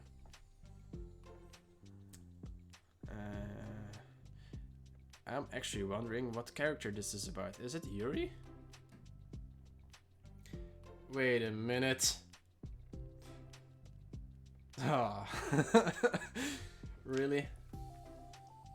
That's kind of weird, but okay. Yeah, I know, right? This Ryu guy, man. Alright, but I'm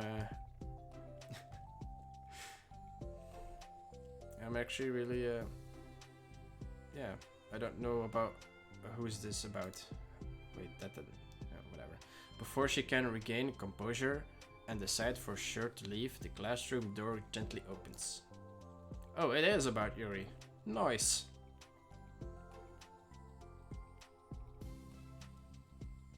Wait, can you do this again? My dog is asking for it. What?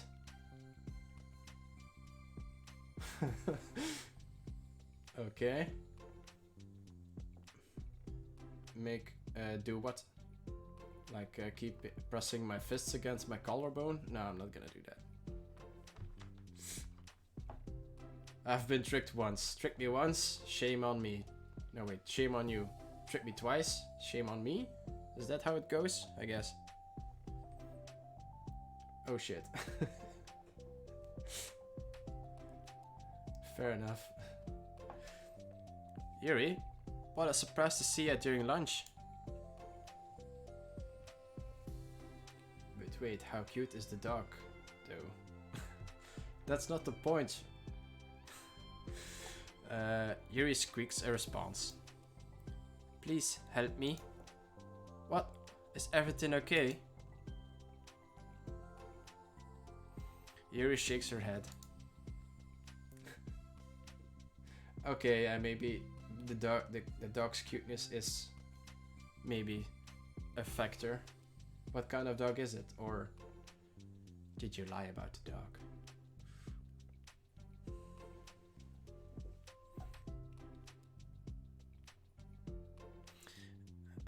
I don't know how to write letters. Thank goodness. I thought that was some kind of emergency. Monica briefly glances over her shoulder at her other friends. Do you want some help? We can find an empty classroom or something. Is that okay? I feel bad taking you away from your friends.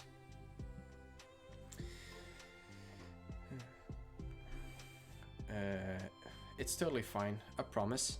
We weren't really doing anything. No, one sec. Monica trots back into her classroom. Says something like, I gotta go, to her friends, then grabs a pen off her desk before returning to Yuri. Okay, let's find somewhere quiet. Yuri nods and follows Monica as the two of them set off. Also, you just have to know that I'm trying to do an English accent for Monica, but I'm just really terrible at it, so yeah, go with the flow, I guess.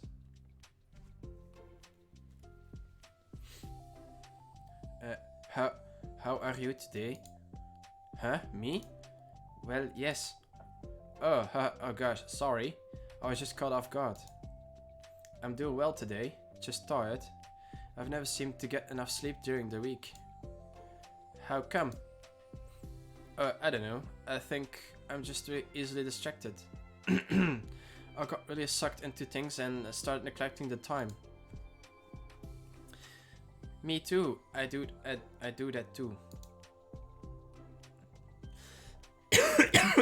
Oh god. I'm dying.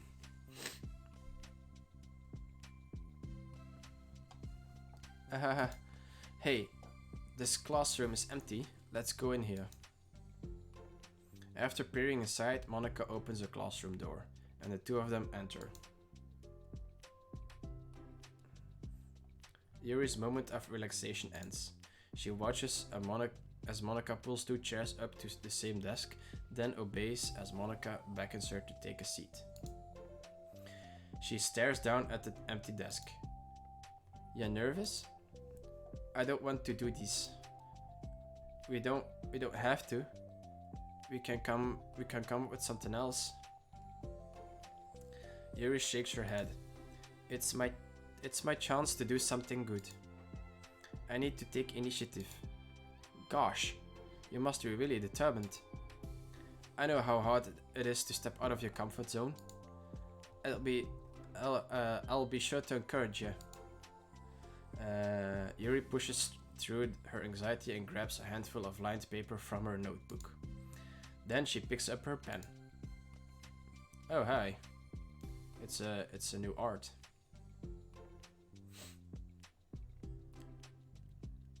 She's left-handed apparently. Hey, you're left-handed. That's neat. Yeah. Now I don't have to worry about bumping your arm. Monica playfully rubs her shoulder against Yuri's. Sorry, I'm just being silly, I guess. Anyway, how about we start by listing the different things you want to say to her? Yuri thinks. I feel embarrassed all of a sudden. Oh, it's okay. How about some of the things you said to me yesterday? But never mind. I guess I'll try. Yuri thinks for a moment longer, her tension evident. Then she writes the word, reflection. This is about my reflection on our behavior. The key question is why we act like this towards each other, but have been able to separately be friends with Sayori and Monica. That's me. Yes, it is. So, Yuri thinks, I've been able to befriend the two of you because you've taken the time to understand my needs and respect my interests. The same goes for Natsuki too. We started off as pretty hostile to each other because I was so worried about getting what I wanted, but she just wanted to be respected more than anything else. Once I stopped making it all about me, she was able to do the same.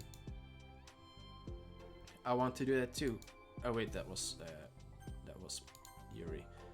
I want to do that too. I have to do it in the right accent. So, what kind of things do you want to do for her?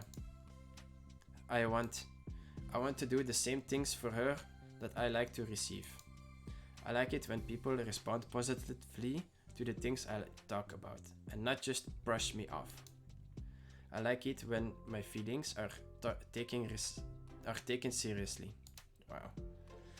And I like when you and Sayori trust that I want to be a good person, even when I'm not doing a good job at it. Let's write those things down. Okay. Yuri writes some things down. I think the most important thing to remember here is that Natsuki is feeling vulnerable, so we should make sure that the letter puts her first. It's hard when feeling hurt, but it never helps to just tell someone all the things that they are doing wrong. I think first you have to make sure that you know you're ready to respect them and listen to them and admit the things you feel you could do better. Then finally you ask what you would like to in return. How does that sound for structure? It could be 3 paragraphs or 1 for each of those points. I like that. My thoughts were so disorganized I had no idea how to come up with any kind of structure. You're so amazing at these things. Oh, stop. You've done so much more than I have, you know. You spent so much time reflecting and being open-minded. That's the hardest thing for anyone to do. All I'm doing is helping you put it on a piece of paper. Put it on a piece of paper. So I think you're the amazing one. Monica gives Yuri's hand a quick squeeze. But as she lets go, she's caught by her surprise when Yuri curls her fingers to hook Monica's hand in place. For a while they sit like that in silence, save for the occasional scratching of Yuri's pen against the paper. That's cute. Yesterday you told me something that I'm thinking about a lot. What was that? The thing about how feelings aren't right or wrong, and that they are just a state of being we need to come to terms with. It made me think about how a person's behavior isn't always just how they decide to be. It's also made up of their past experiences and their insecurities. I think that helps me see other people as actual people, rather than as insignificant side characters who are out to get me somehow. Is that how you feel? How you felt about Natsuki? Yuri nods. But in reality, everyone is always trying their best, and everyone wants to be happy. Monica peers over at Yuri's paper, but to her surprise, Yuri pulls it in closer, partially covering it with her arm. I've been able to read it. I have to. Okay. I get the sentence now. I have to be able to read it to help you out, you know. It's okay. My thoughts are a lot more organized now, after being able to talk to you about it. Now that I'm actually putting it on paper, I realize I'd really prefer others not to read it. Yuri laughs softly to herself, a rare expression. I'm kinda glad to hear that, actually. I somehow keep finding ways to butt in this whole thing. Wow, okay. That was a difficult sentence. I've done enough damage. But it's also been so wonderful talking about this. I mean, I always thought you were really smart, but Yuri smiles. I will always be terrible at these things. People are just so incomprehensible to me. I'll never get the hang of being one. Okay, then you can be a robot, I guess. But listening to you so much has really helped me make sense of things. So, just don't call it damage, please. Monica gives Yuri a gentle smile.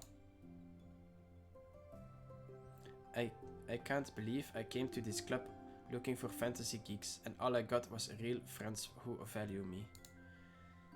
Is that a joke? Of course it is. Okay. I still can't tell with you. Sorry. Oh, sorry. No, I love it. Please never change. Change. As you wish. No, okay. Yuri glances at the clock. We're almost out of time. Will you be able to finish? Before the end of the day, probably. But I don't want to come to the club the same day that Natsuki reads it. I'm too shy. I can give it to her instead, if you'd like. Yuri nods. As long as you promise not to read it. Of course, I promise. Thank you. Yuri exhales and the two stand up. I'll message you when it's ready. Monica nods. Good luck. I'm here if you need me. Yuri returns a nod and the two depart. Well, that was the end of that. I think I have all the wallpapers now. That's cool. Uh-oh. All the tea and books and tea bags. And the flower, is that jasmine? I don't know. Anything new here? Ah, yes, this one. Anything else? Huh, I didn't have this yet? That's odd. Okay. Cool. And that was it. Some new stuff. Alright. Then on to the last side story. Are you all ready? Self-love. I think this is where Natsuki and Yuri make amends. Oh, look at that. Cyberpunk 2077 is on sale.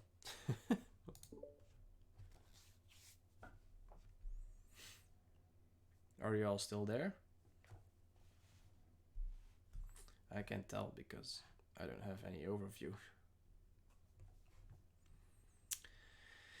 It's only been one day since Yuri's letter was delivered to Natsuki, which with Monika's help. I'm all still here, yeah? Okay, that's good.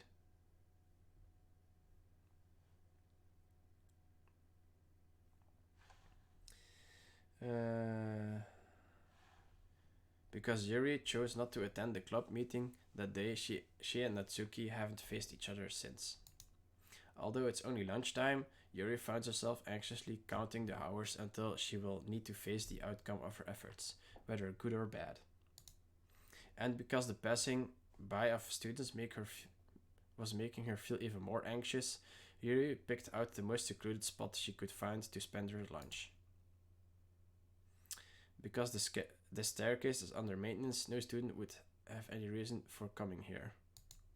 It's such a relaxing feeling to have a moment of solitude in the middle of a frantic school day. Huh. Oh, look at that. Eep. What are you doing here? I just... Yuri grips her book with enough force to wrinkle the pages beneath the pressure of her thumb. Oh, damn. Well, what are you doing here? I just came to get a drink from the vending machine. The other one is out of the drink I like. Yuri notices Natsuki fidgeting with a few coins between her fingers. She nods, avoiding eye contact. Natsuki, also looking away, shuffles over to the vending machine. It's so quiet that every one of her movements seems to reverberate through the entire stairway. After far too long, she finally receives her beverage, which she then fidgets with in place of the coins. It's some kind of iced tea. But instead of leaving right away, Natsuki just stands in place. She glances all around her. It's like way too quiet here, back here. It's creepy. I mean, that's not what I meant, really.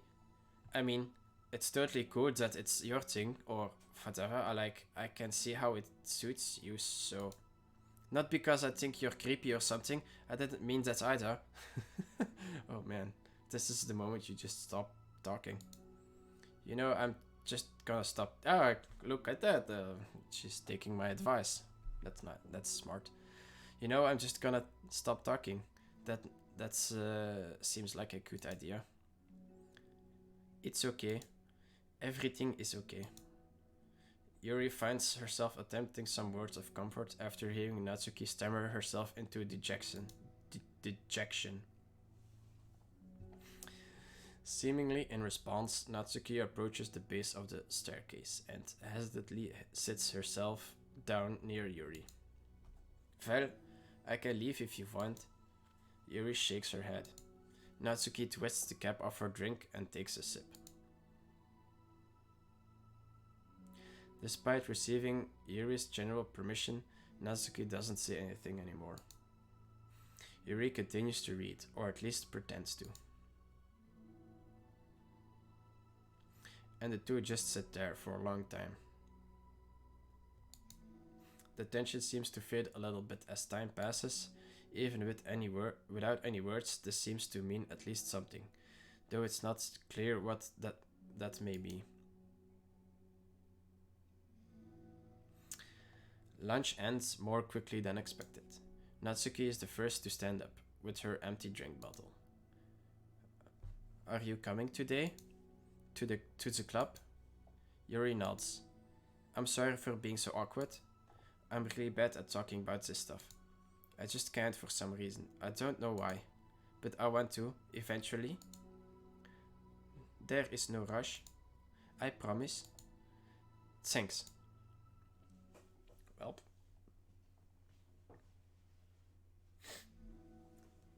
It's the next day. Natsuki appears from around the corner and steps up to the vending machine, glancing at Yuri as she does so. Today, she seems to be holding some kind of book as well. Oh, you're here again? Well, I just came here to read this, because there aren't any people around here. Oh, I thought you didn't like how quiet it was. Well, I don't, but there's no people here.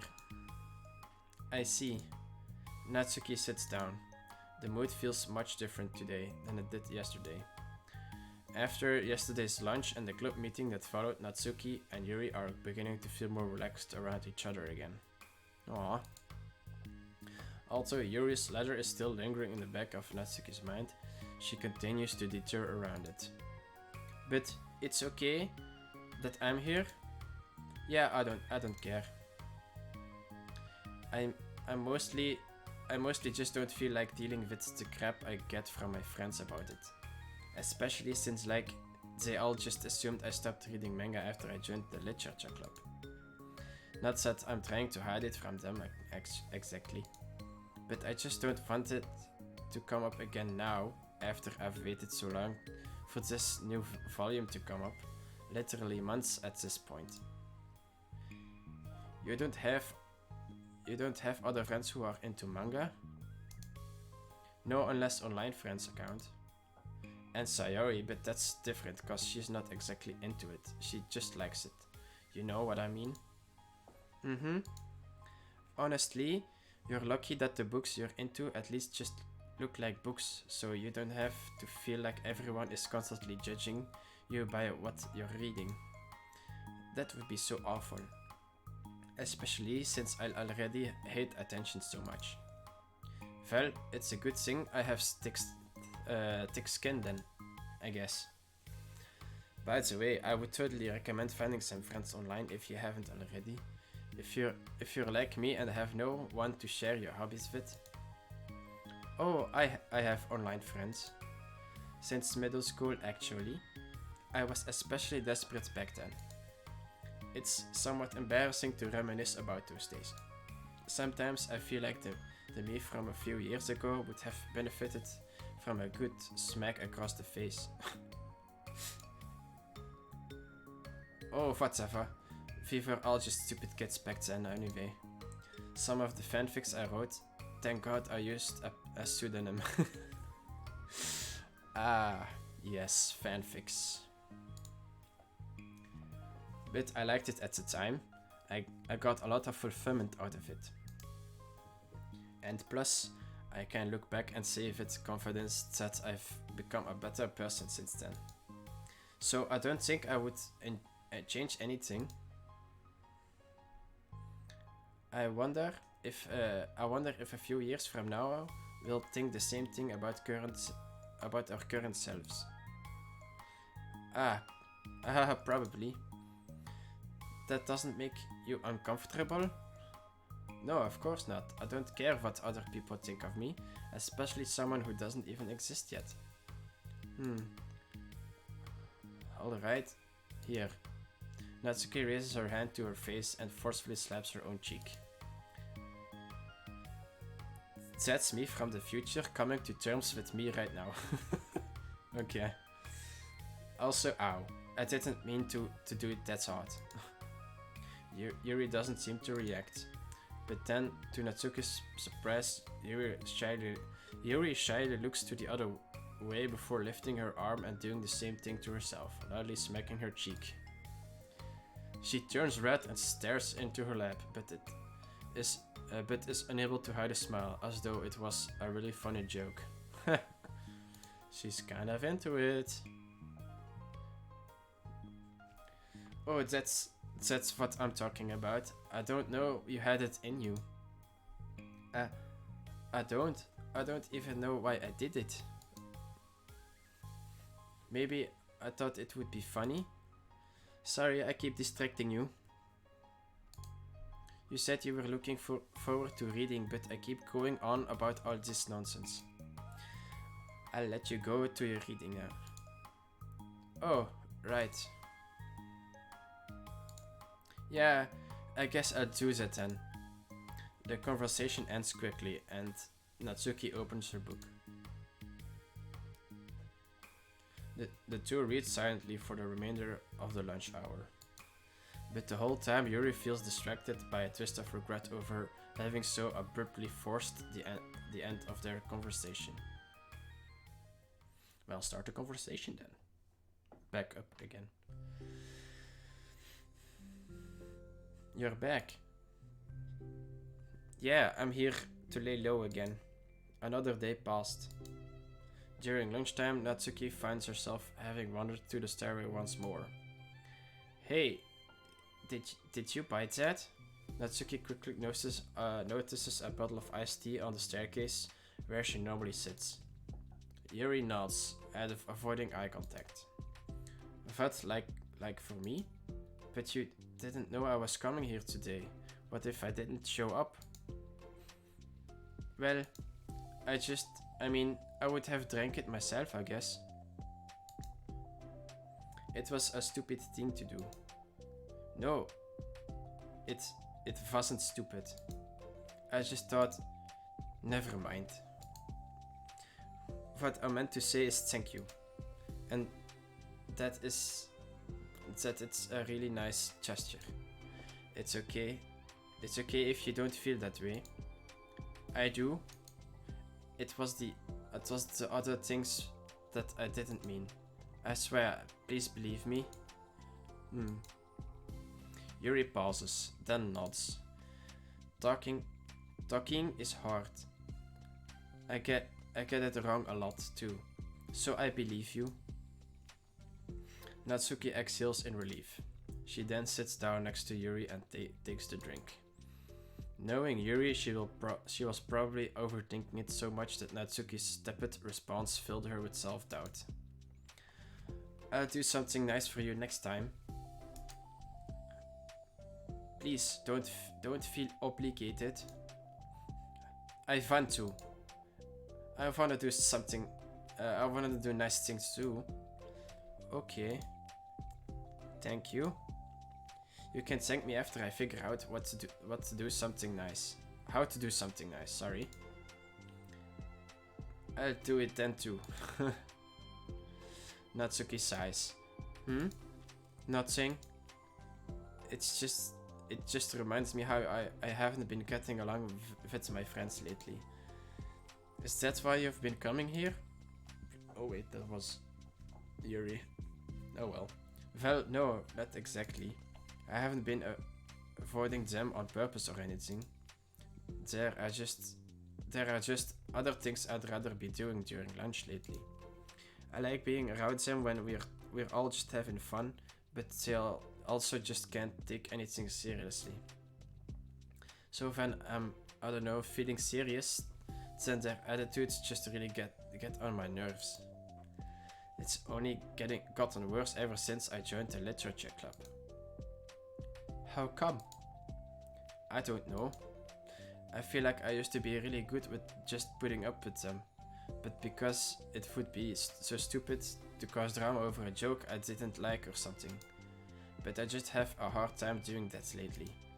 But it's my fault for being overly sensitive. I have a problem. I'm not gonna demand for everyone around me to change. But yeah, I know.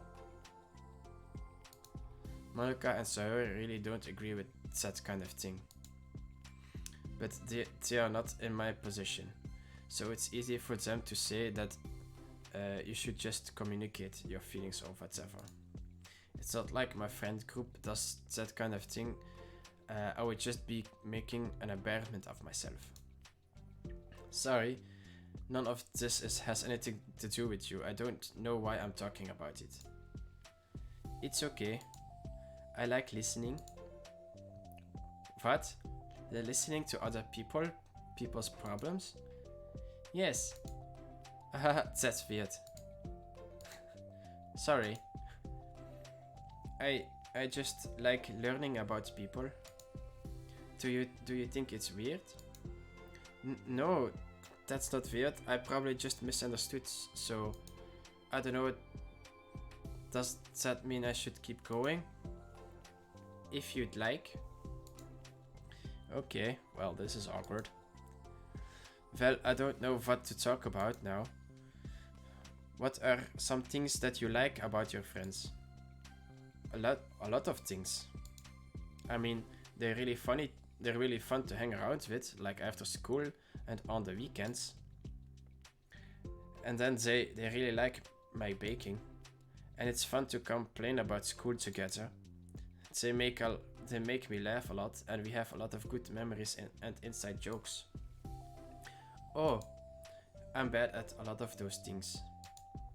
So, are those all things that are important to you? Well, kind of, but they are not things that I need to get out of everybody. Everyone in the club is really different from that, but I'm still friends with them too. Well, Sayori really likes your baking, and she makes you laugh. And she complains a lot. That doesn't mean she's anything like my other friends. Well, unlike them, she's a nice person who cares about your feelings. Excuse me?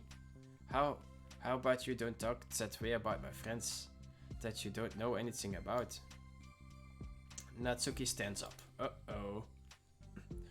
No, wait. I'm sorry, I didn't mean it. I didn't want to say something bad. Please don't leave. Oh god. Natsuki sighs and shakes her head. It's fine. As long as you understand that you can't just judge people like that. I'm sorry. Natsuki sits back down. Okay. You can't just compare friends like that and like measure who's better than who. Everyone's different. I'm sorry. I just don't like people who want to hurt you. A moment of silence stretches between them. They don't want to hurt me. We just like to tease each other about stupid things. It's fun. I don't like that. Well, that's why I'm friends with them and you're not. You like it? Just don't worry so much about me. It's not worth it. I'm sorry. I wish I knew how to help with social conflicts. Like how Monica can. She's good at these things. Not really. Also, I don't always want to help. Sometimes it's just stuff I have to deal with myself. That's what Monica and Sori never seem to understand. Sometimes all you do is look at them wrong and they're all like, oh, what's wrong? Is everything okay? I just wanna mind my own business sometimes and decide myself if I want to talk about things. The only one who understands that is you. So you really shouldn't be so hard on yourself. You're not as bad as you think. Oh, you don't need to reassure me or anything. I mean that. Plus, it makes sense that someone who doesn't talk a lot would make a good listener. Thank you. You are really nice.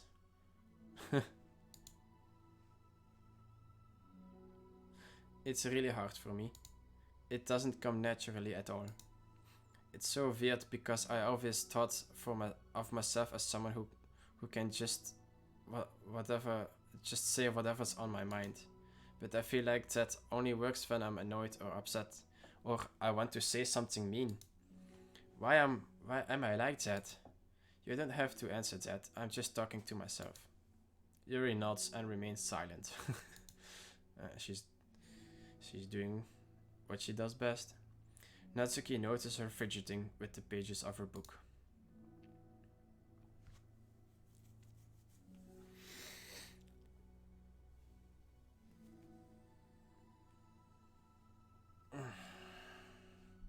How come you like reading so much? Oh, well, a lot of reasons. But I just got sucked into it so easily. It's so immersive, like I want to be part of it.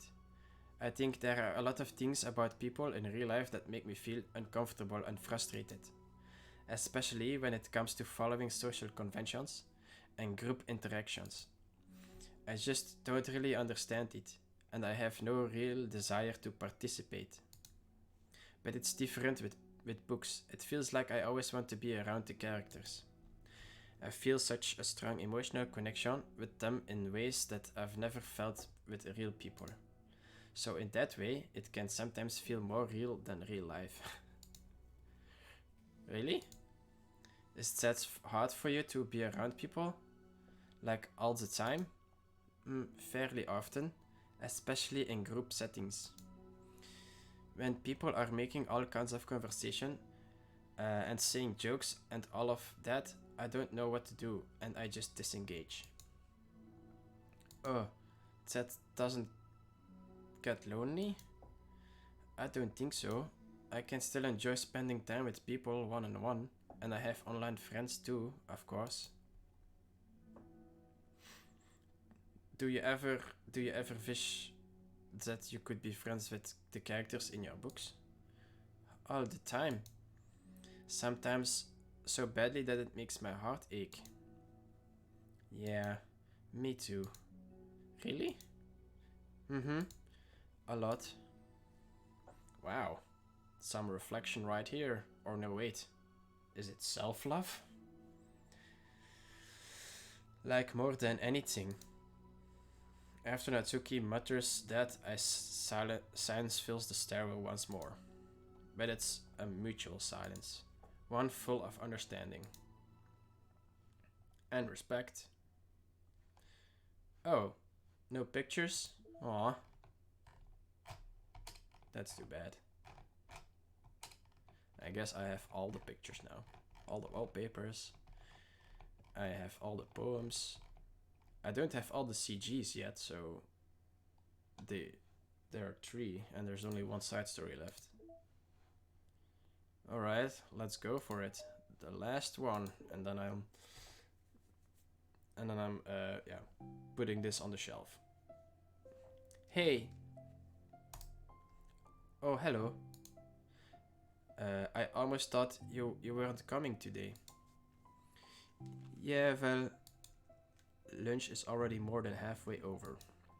Natsuki had typically been meeting Yuri in the stereo much earlier, since it had been a good way of dodging her friends when she didn't feel like seeing them.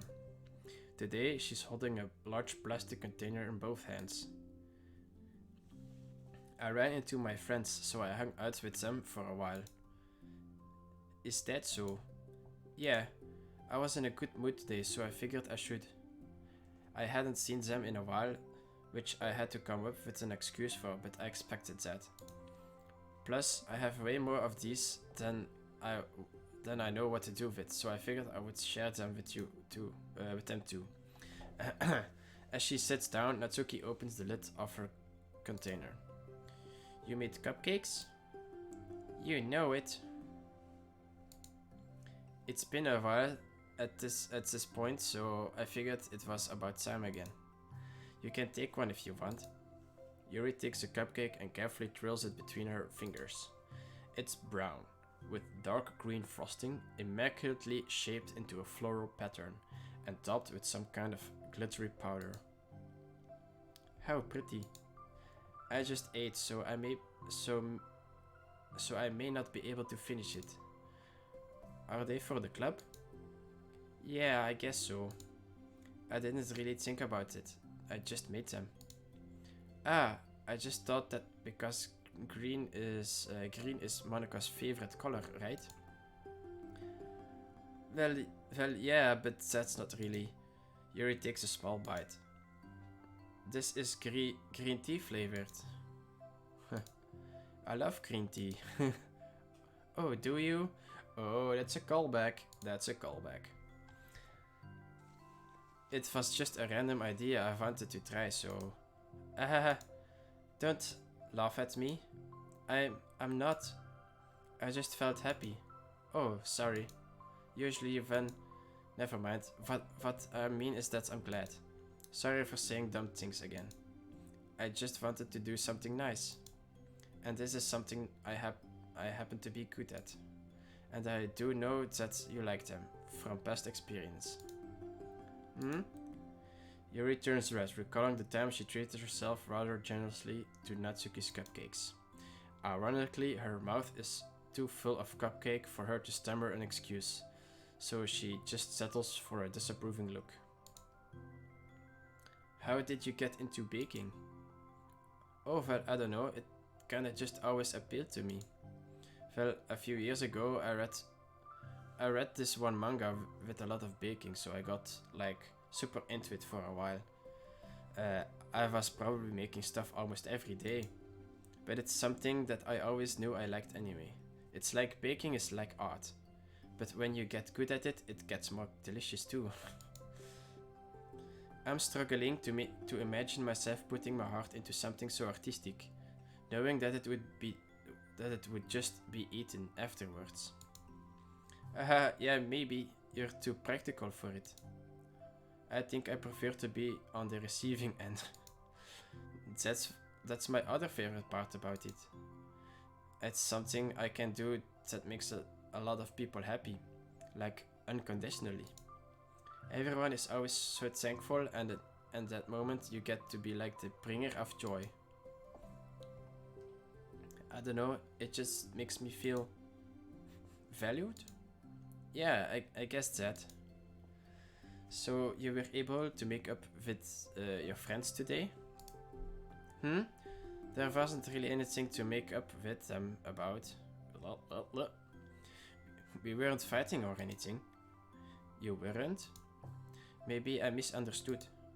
It only turns into a fight if I lose my cool. And that's just unnecessary drama. It only makes things worse.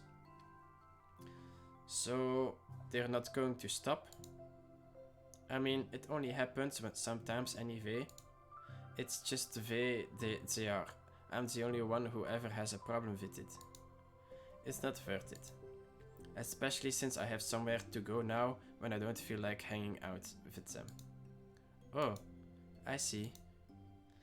The cupcake's empty foil wrapper audibly crinkles as Yuri clenches a fist. I'm glad that the situation is resolved, and that you don't have to avoid them anymore. Yeah, me too. Oh, kiss already. God damn it. And I don't have to bother you during your alone time anymore. I'm sure you have a lot of reading to catch up on. Yeah. I know that the cupcakes are basically nothing compared to all the stuff you've done for me, but it's the best I can do. So you can have the rest of them. Natsuki grabs the box and slides it over to Yuri's feet. Yuri stares at the box. Then she shakes her head and slides them back. You should save them for your other friends. But I made them for you. Natsuki's voice whines as she protests. I know, and I liked them very much, exactly as you thought. You succeeded, but I know you care about making your other friends happy too.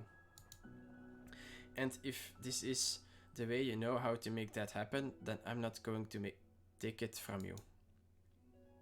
No, they were for making you happy. You make me happy. Okay, are they gonna start a fight of happiness or something? you're worth more than the cupcakes to some people. That's why they want to spend time with you and be your friend. Without warning, tears pour from Natsuki's eyes. She pulls her knees to her chest and starts sobbing into her arms. Natsuki, I'm such a bad person. Yuri stammers, feeling panicked. I didn't mean to say something. Oh, wait, that's Yuri. I didn't mean to say something bad. Natsuki shakes her head and wipes her eyes. You didn't. I just. Natsuki tries to choke back her sobs but struggles to speak through them. I just really hate myself sometimes. And it feels so wrong when you say those nice things to me. Like I don't deserve it. I'm sorry. No, I am. I'm so difficult. And I can't think of even a single thing about myself that somebody would like. And I hated myself for bothering you during lunch. I just thought it was my chance to be a good person. Like to be nice and do the things you wrote about in the letter. I know if I tried in the club, Sayori and Monica would be super annoying and make a huge deal out of it. You know, I think a lot of those negative things too about myself. I never felt like a good person. I always scrutinize everything I say, and later I feel like I said all the wrong things. I just spent so much time thinking about myself, hating myself, and feeling like everyone else must hate me too. So I understand some of that through my own experience. And that's why I wanted to write the letter and express my feelings. It's pained me to see those things in someone else that I saw in myself. Natsuki sniffles. Yuri rustles through her bag and pulls out some tissues, then hands them to Natsuki. Monica told me that it takes a good person to reflect on these things. The desire to improve yourself. That makes you a good person, so don't worry so much. Also, oh look at that, that's probably the pose that they meant, with pressing the fists against the collarbone. That's the one, I guess.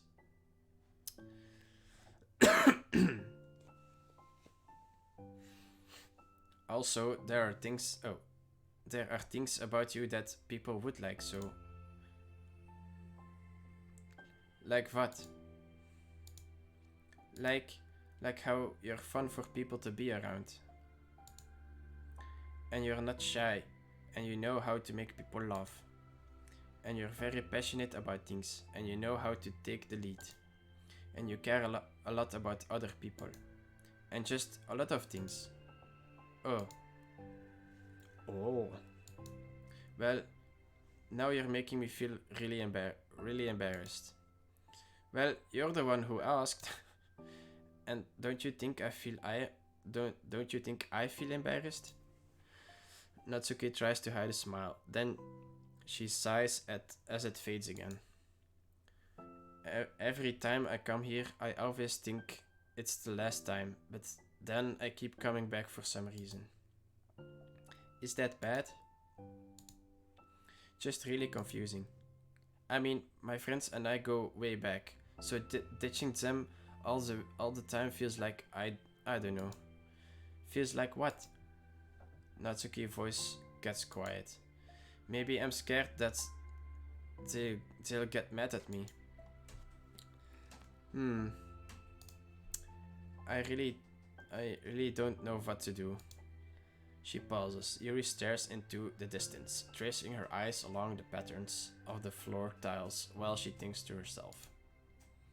What would you do, hypothetically, if your friends were happy for you instead of mad at you? Happy for what? Happy that your new club happy that your new club is making you happy. Well, that's just not a fair hypothetical. Natsuki says that, but with a little confidence in her voice. Okay. I always told myself that I don't rely on the approval of others to be happy. And I still feel that way, but I'm spending time with people who put me down whenever I don't have their approval. That's probably what's making me feel so confused. Because I'm threatened out of the things that should make me happy. So no matter what, it's like I have to be unhappy to be happy. It's making my head hurt. That must make it really oh wait, that's Yuri. That must make it really difficult to feel comfortable with yourself. Being made to feel like you're wrong just for being the person you are. It really goes against everything I believe in, doesn't it? It goes against the kind of person I want to be. I'm fed up with it. I'm fed up with a lot of things. Natsuki presses her palms into her forehead and shakes her head. I know what's best for me, but I keep convincing myself out of it. It's so much easier to be comfortably unhappy than it is to something so scary. Wait, what? That comfortably unhappy than it is to do something so scary. Okay. Whoops. To do what? To do what? You know, to end it. With them? Natsuki nods. I didn't think you were actively considering that as an option. I wasn't until recently. It's just one of those things where, like, it's been a certain way for so long that you just get used to it. Like, so much of you has gone into it. So much that it feels like that's just how your life is. And throwing it away is like throwing away such a big part of your life. It makes me feel sick to think about. Natsuki sighs. It's just really scary, it's terrifying. What are you scared of? I don't know, a lot of things. Like being alone. Not having anyone to talk to or hang out with. Not being able to replace what I have with them. And I don't want them to hate me. I'm scared they'll hurt me for going against them. Okay. Physically? No, not physically. But Yuri clenches her fist. Natsuki, what? If anyone even thinks to cause you harm, Yuri's gonna stab. I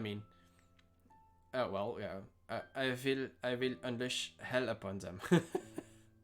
That's basically the same, I guess. Natsuki snorts in laughter. Don't laugh at me. Sorry, I liked that. That's all. Oh, well, I meant it. I know you did. Natsuki gives Yuri an endearing look. I needed it. As the conversation lapses, Natsuki again slides her box of cupcakes over to Yuri. Just take them, okay? I don't want other people to have them anymore. Are you sure? Natsuki nods. I'm sure. I will then. I'll enjoy them. Natsuki looks away, but a feeling of warmth spreads through her. She holds onto that feeling, knowing it will give her courage.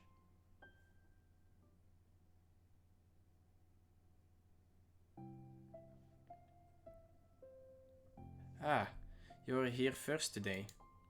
Mm-hmm. And you bought reading material. Mm-hmm.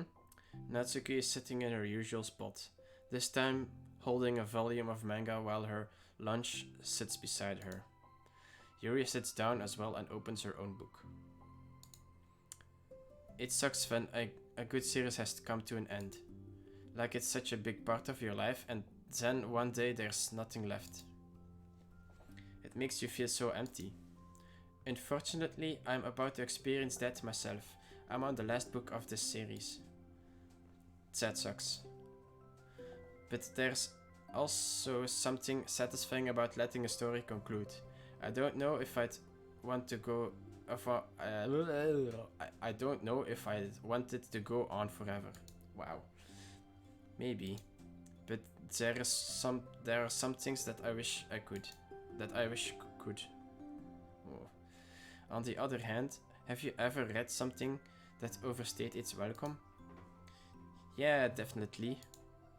I can think of at least one thing I've read that got pretty unbearable like halfway through, and the ending really sucked. So it sucks when something good has to end, but it also sucks when they just keep inventing more plot until they don't like it anymore. You don't like it anymore. I guess it sucks either way. Well, that's the nature of all things. They come to an end. Welp. The two fall silent. They slowly eat while making their way through their respective reading material. Except Natsuki doesn't seem to be touching her food at all. You don't go out during the weekends, right? Excuse me? Like with friends at the mall or downtown or whatever? I'm not a total shut-in, you know. Oh, my bad for making assumptions. Well, I'm sure I go out less often than other people, like you, and the others in the club. I don't really meet with friends and arbitrarily spend time like that. I'm usually meeting with my board game group. Oh, cool. She plays board games? I mean, yeah, that's cool, I guess. Whatever. Fucking nerd. Board game group? Yuri, best girl. Yep.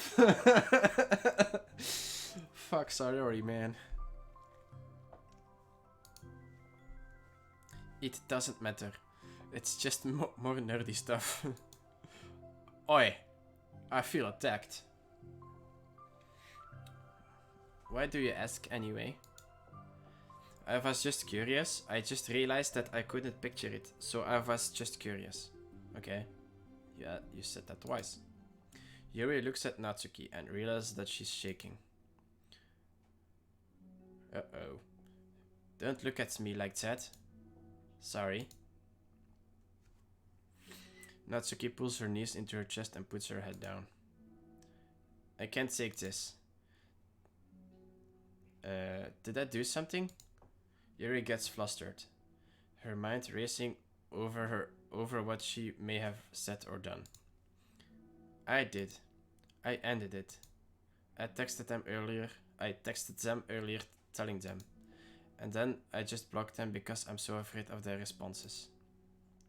And now it feels like I'm dying inside. Oh. That's... She ended them all. I'm sorry. Totally unsure of what to do, Yuri can barely find any words of support to offer.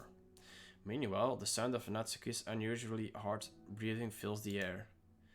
Then she speaks again, barely above a whisper. Help me. I feel sick and I want to hit my head against things. Please help, I can't take this.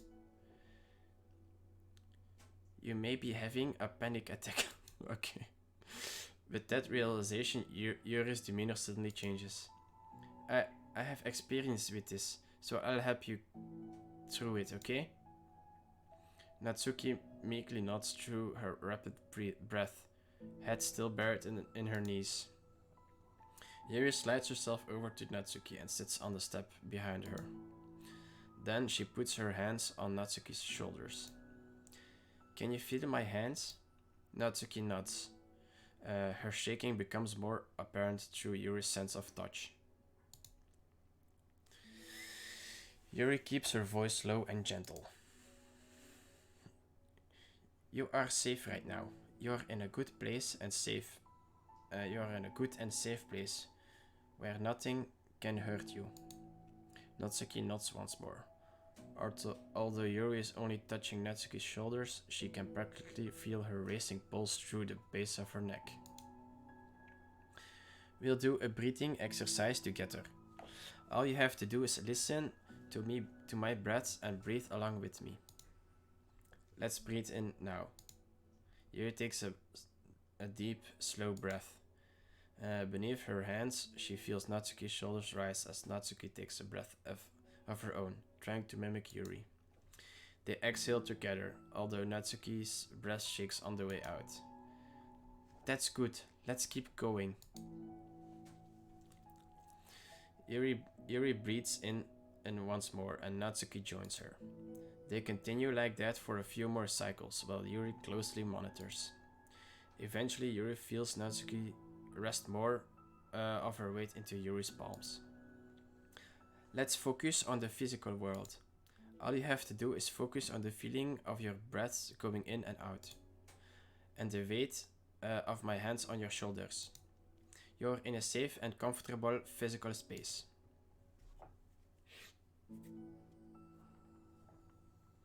Minutes pass in silence. By now, the worst of it has passed, but Yuri is determined not to move away until Natsuki prompts her to. Meanwhile, Natsuki has lifted her head off her knees, and her breathing has mostly steadied. Then, she takes a final deep breath and slowly pulls herself to her feet, causing Yuri to let go. Then, she stretches her arms. I'm sorry, I didn't mean to freak out. I don't know what my deal is. You don't have to apologize.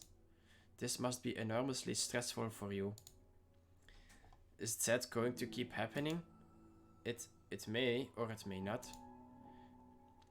We can take measures to help prevent it in the future, but I think it will naturally get better over time.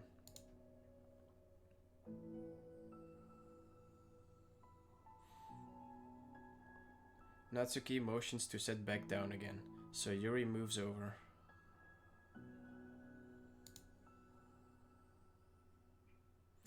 Yuri turns away to pick up her open book from the dusty floor, which she had hastily set down earlier. She brushes off the dust off the cover.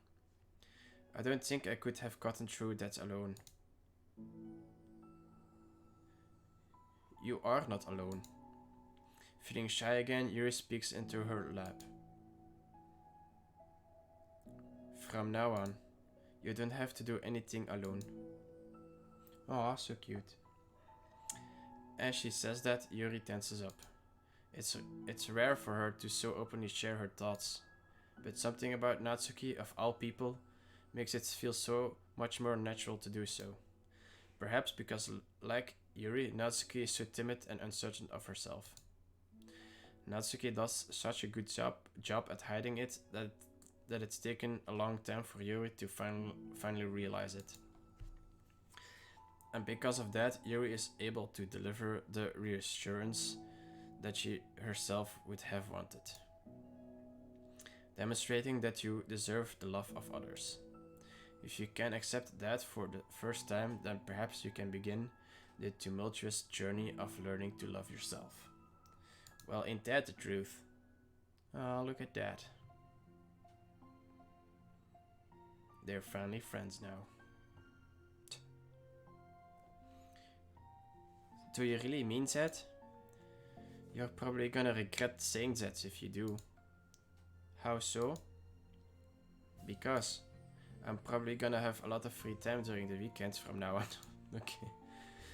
So you're giving me permission to be as annoying as I want and drag you all around to a lot of places. I see. But you already said it, so you can't take it back now. Ah. Well, I suppose I have no choice but to accept that responsibility then. Mm-hmm. I know a good ice cream place. Oh? That means you'll finally figure out my favorite ice cream flavor. Huh? What are you talking about? Oh, you don't remember? I do. It's another callback. It's the first day that you came... Oh wait, that's Yuri. The first day that you came into the club, you guessed everyone's favorite ice cream flavor. But for me, you said you had no idea. Seriously? I don't remember that at all. Oh wait, yes I do. I said it was probably green tea. Yuri shakes her head. It's a good guess, but my favorite is usually to get chocolate and raspberry together. Lol. Chocolate and raspberry? How fancy. How is that fancy? Oh, I don't know. I feel like I should have guessed something like that. Well, maybe next time I'll try chocolate and strawberry. Hey, strawberry is my favorite. What a coincidence. I think it helps. Oh wait, I think it helps to have something to look forward to. I still have the sick feeling in my stomach. But it's easier now to convince myself that I did the right thing. Is there anything... Oh wait. Is there anything better I could be doing? Not that I know of. There's nothing that I will take... there's nothing that will make this easy for me. And you already did more than I thought anyone could. Come to think of it, we never talked about the letter you wrote. But I feel like we're past that at this point, and I don't even know what to talk about. Except that I think it helped me understand my needs a little bit better. The way I like to be treated, and the kinds of friends that I want to have. That's why I wanted to start coming here in the first place, even though I was so scared of causing more problems. I thought it was a coincidence that you ran into me here initially. Oh, well, not exactly. What do you mean? Nothing? I may have tracked you down first. With the help of Sayori. But you said... I was shy, okay? I wasn't ready to, like... Whatever, you know what I'm saying. Well, I guess I'm glad that you worked up the courage. Even if it was in your own way. I can tell that you've been making a lot of difficult decisions. It's brave, and it will make things better in the long run. I think anyone would be proud of you for it. Anyone? You mean, like you? Yes, like me. You know, I could get used to this. As long as you don't tease me too much. Fine. Just a little, Jen. That's fine. I know how uncertain everything feels to you right now, but I really do think that good things are in store. Those are my honest feelings. Thanks. It feels nice to be reassured. The two girls continue their conversation through the remainder of lunch, but a new feeling hangs in the air, a feeling of greater certainty in their path forward. In just a few hours, there will be another literature club meeting, where the 4 club members will happily spend time together. Each of them, all with their own special qualities, have something unique that they can deliver to one another. Through friendship and literature, the club members will continue to grow and find happiness together. The end of each chapter is the start of the next. Okay. Yuri thinks to herself. Since she's about to finish her long-running series, it would be best to have a new book lined up. Perhaps this weekend would be a good time to visit the bookstore. Okay. Together. Aww. That's cute. Well, that was it. Oh, hey. There's another one? Oh, shit. I mean... Yay. Let's just go for the pictures first.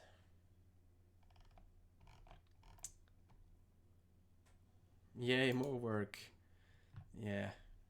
I was actually banking on finishing it up, but I guess I'll just have to... Oh, hello.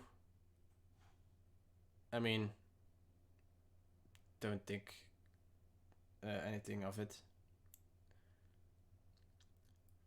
Artwork drawn by Satchley to celebrate Monica's birthday in 2019. Wait, what? Finish all of the side stories. Huh, this reminds me of one of the memes back in the day. You know the memes where there's like a woman holding a guy's hand, leading him to something, and then with the memes they like photoshopped some nasty stuff into the picture. You know what I'm talking about, right? This picture. Anyway, I'll just finish up. Sure. Okay.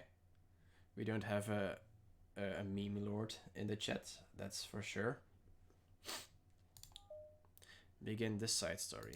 Alright. I guess this is where everything wraps up.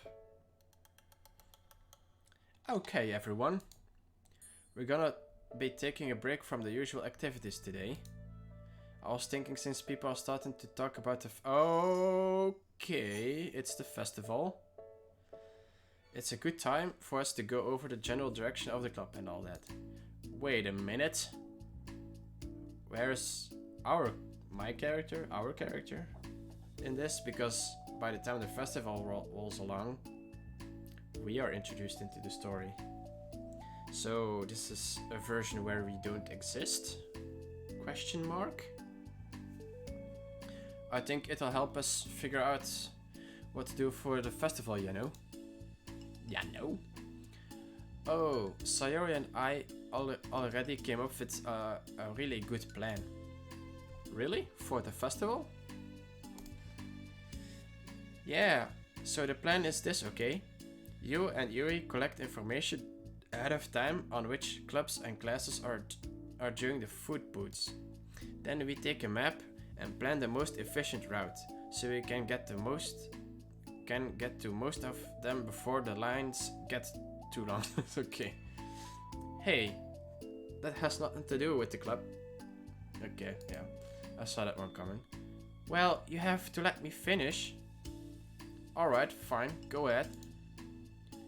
Right, so basically we get all the food we can, then we come back here and we all eat together. That's all.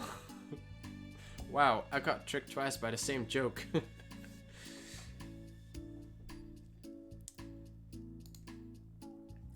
Boo, don't be a hater. It's not like you can come up with anything better.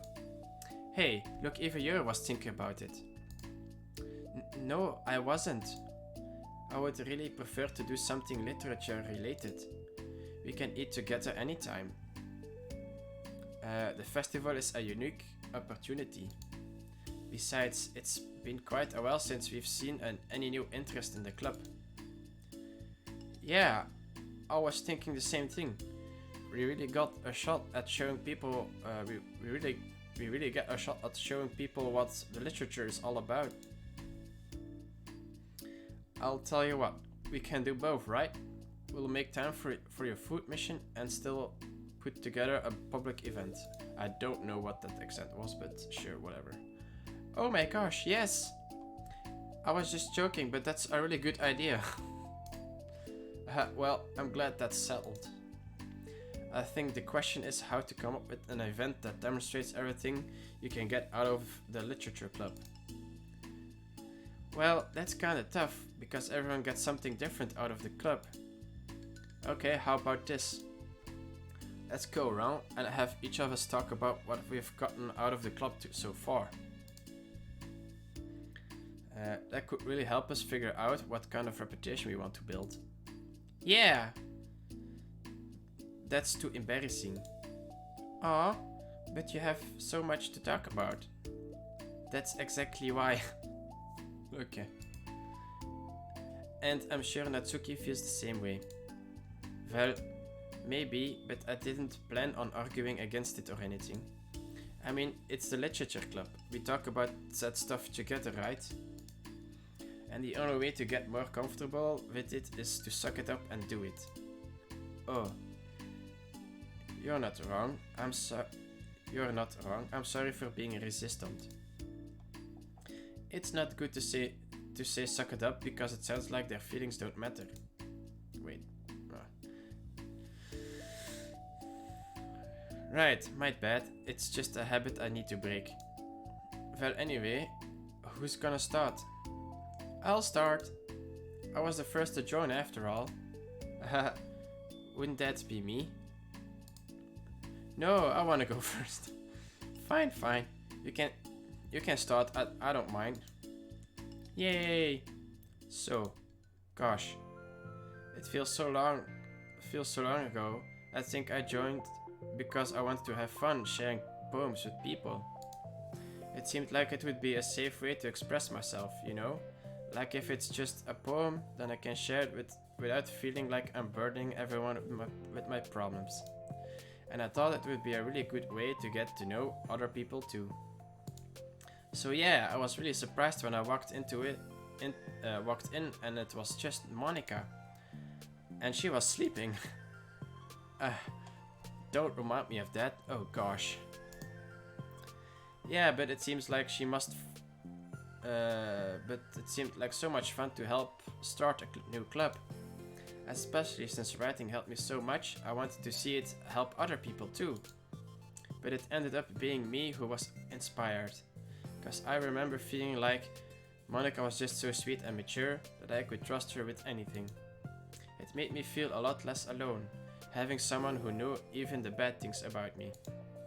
And at that point, I knew the literature club was gonna be special for a lot of people. Yeah, I felt the same way. It really helped give the club a more cohesive vision. Yeah, and then Yuri joined, but she was so different from us, and Natsuki too. I think for Yuri it really helped for me to take the lead before she was able to open up a little. But Natsuki was kind of the opposite, where she wasn't ready to get really close to someone really quickly. I never thought about that sort of thing. I really feel like I've gotten better at understanding people's different needs. And that makes me really happy, because my friends are just the most important thing to me. And whatever new members we get, I want to help them in those ways too. I don't know if I would have continued coming to the club if it weren't for you. Really? I know it wasn't too long ago, but it hurts to think about my behavior back then. I was really short-sighted. The only reason I came was to find others who were into fantasy. I suppose that was my idea of making friends with people. And I remember feeling uncomfortable because you and I have such different energy. I had such a specific idea of the kind of person I could be friends with. So when Sayori tried so hard to get to know me, I felt like I was just wasting her time. I think I was naive to assume that similar interests were the key component of the friendship. Sayori and I were able to be friends because she always thinks about the needs of other people. That's something I never knew how to do or even thought to do. But I stayed in the club thanks to that, and I started trying as hard as I could to understand people better. You really went above and beyond when it came to that. I was just super impressed. Well, I always hated that I didn't know how to behave like a person who is easily liked by others, like the two of you can. And because of that, I spent so much time thinking about my own behavior and all the wrong things I said. But the whole time, I should have been thinking about other people instead, not myself. Once I started doing that, I was able to make friends with everyone else. Oh, also, I discovered sometimes I'm a better communicator when I take the time to write, rather than speak.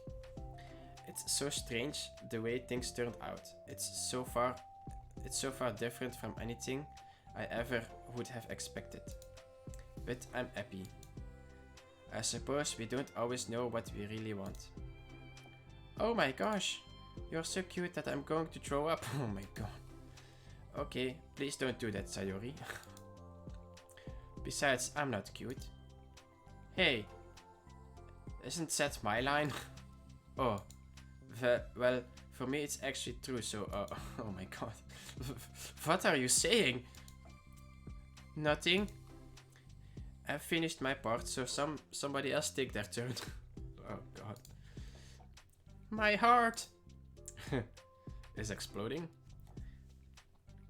Sayori, take some deep breaths. Okay, fine, I'll go. Yuri, I can't believe you were complaining about doing this and still went before me. What a show off.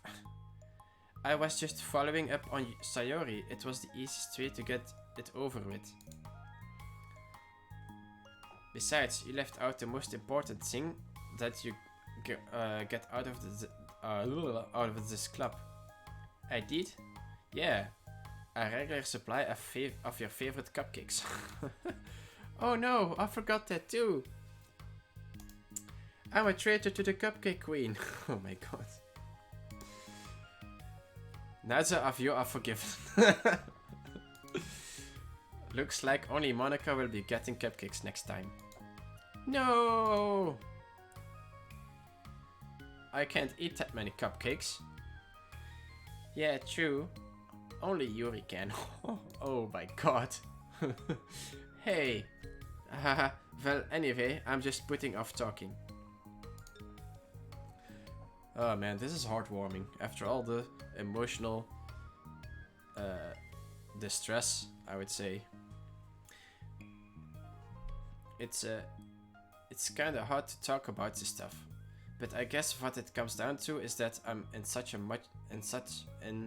much a better place mentally than I was in when I first joined, and that's because everyone helped me realize that I had some really toxic friendships going on outside the club.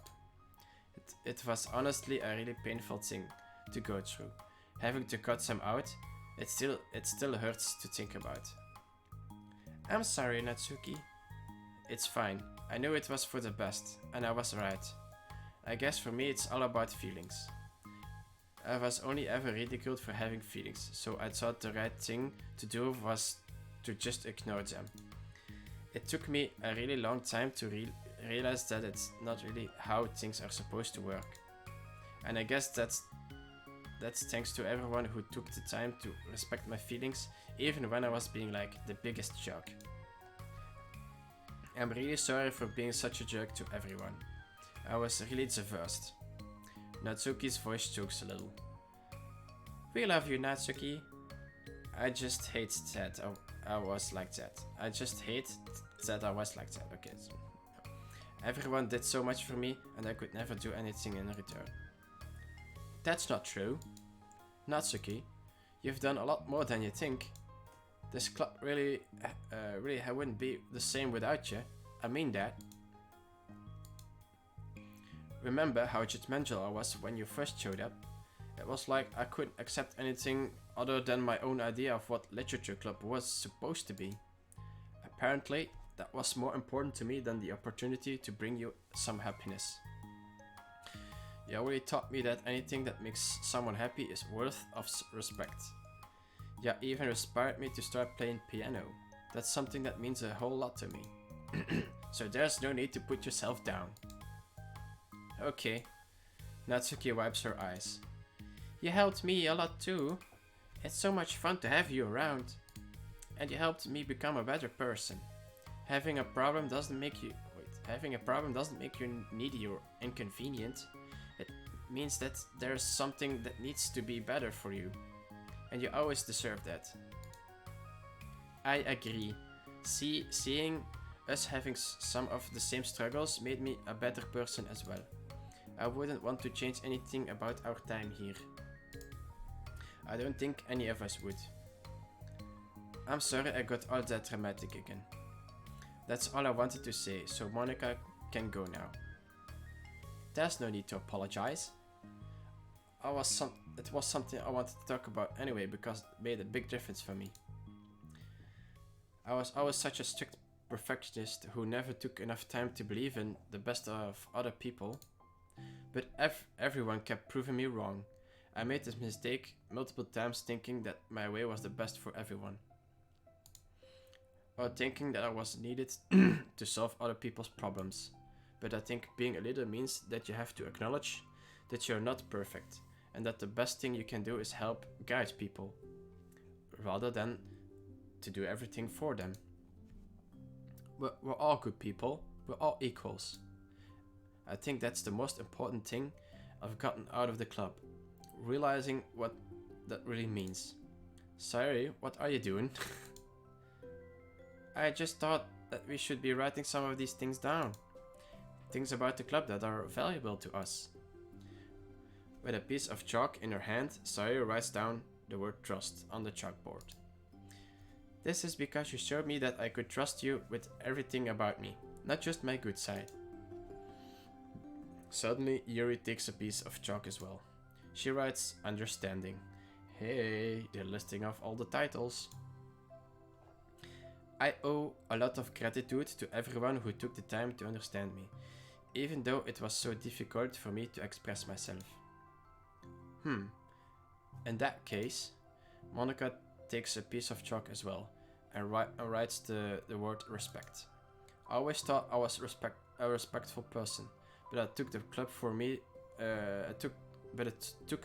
me to realize that there was more to it than I thought, and I'm a better person because of it.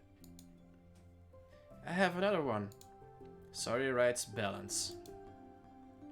Sometimes people want different things out of a friendship, or they need time before they are ready to become close. So it's important to keep things balanced between you and the other person. That reminds me. Yuri writes reflection. I've always been a reflective person, but most of it has been nothing more than hating myself for all the things I thought I did wrong. Once I started reflecting on other people and not just myself, a lot of things changed for me. So I think that's the most important one for me. That's great, we have a whole list of things now. Suddenly everyone turns to look at Natsuki. Well, everyone took all the chalk. Don't look at me like that, jeez. You could have just asked. Monica hands her a piece of chalk to Natsuki. Then Natsuki sighs and writes, self-love. I don't know how far I've gotten with it yet, but it feels like things are at least on the right track. So there, that's my contribution. Together, everyone stares at the words on the board. Wasn't this club supposed to be about literature? It is! We still do a lot of literature. Friendship and literature. Yeah, you're right. Friendship and literature. Natsuki and Yuri gently nod as well. Hey, let's all take a picture together. We don't have one yet, right? Hey, you're right. Make sure you send it to me after. Wait, can I brush my hair first or something? Oh, you're fine. You already have the best hair out of all of us. Everyone, get together. I can't fit you all in. Okay. Everyone ready? And click. That's a weird picture. I'm really glad we talked about this stuff. It's easy to forget how far we've come with only 4 members. Yeah, I have so many happy thoughts right now. I'm getting some really good inspiration for a poem. You know, I feel the same way.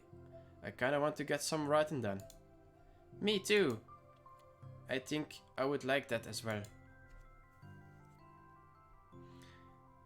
Everyone's looking at me again. I'll do it too, but I might not feel like sharing it. That's okay. The 4 members of the literature club disperse and return to their desks, each equipping themselves with a pen. Natsuki and Yuri give each other a quick glance, then start writing immediately. Sayori stretches, then does the same. But Monika is left tapping her pen against the paper, unsure of where to start. Just move your hand, Monika mouths to herself.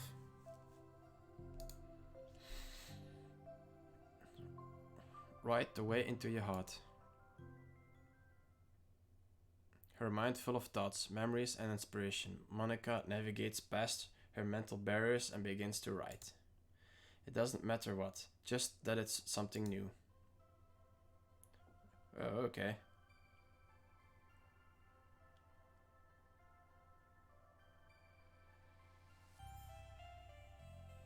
Oh, look.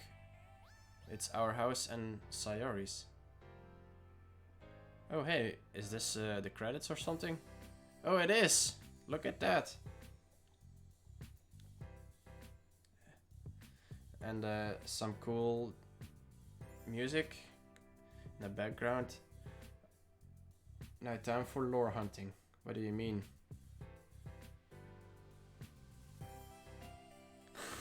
Lore hunting. Now you gotta figure out what the mails were about. Oh! I mean, I feel like all of the side stories were just like they said, a test or something. You know? Yeah. Like a control thingy. I should reread the mails, but there was something about a control group or control tests. I don't remember. But I guess it's a different reality.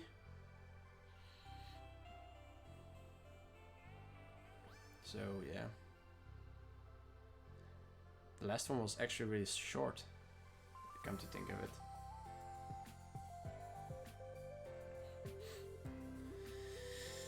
I bet you $100 that if I put this on YouTube, I will get a flag again. Apparently there are these scientists that made the simulation to figure out if they live in a simulation. That sounds about right. That's kind of what happened with in the original game. So, oh, thank you, dear player, for enjoying our story of friendship and literature. Whoop whoop. Made with love by Team Salvato. Serenity Forge. Ah, that's the final picture. So cute.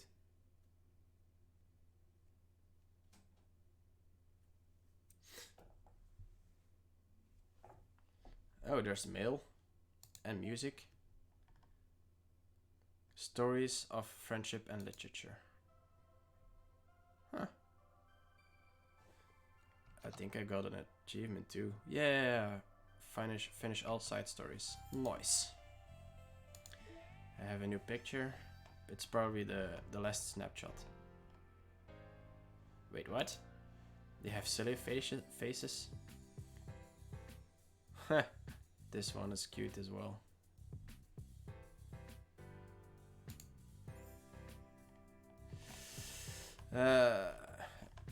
I'm still missing a lot, so I'm not sure how I would unlock all of those, but let's see what's going on here. Issues caused by unprotected memory. Has anyone evaluated the side effects that might be caused by sharing a memory pool between multiple VMs rather than allocating them separately? I'm looking at some of the files VM1 is generating, and I'm finding some information that definitely shouldn't be there. I haven't seen any evidence that this is actually affecting the inside of the VM itself, so I don't think this is a priority, but it's definitely worth noting. My best guess is that the memory being freed from VM2 is getting zeroed out, which technically gives VM1 access to it. All the info I have will go into the issue tracker, but I wanted to check if anyone else already noticed something along these lines. Okay. That's interesting. Yeah, your control simulation. That's the thing. The side stories.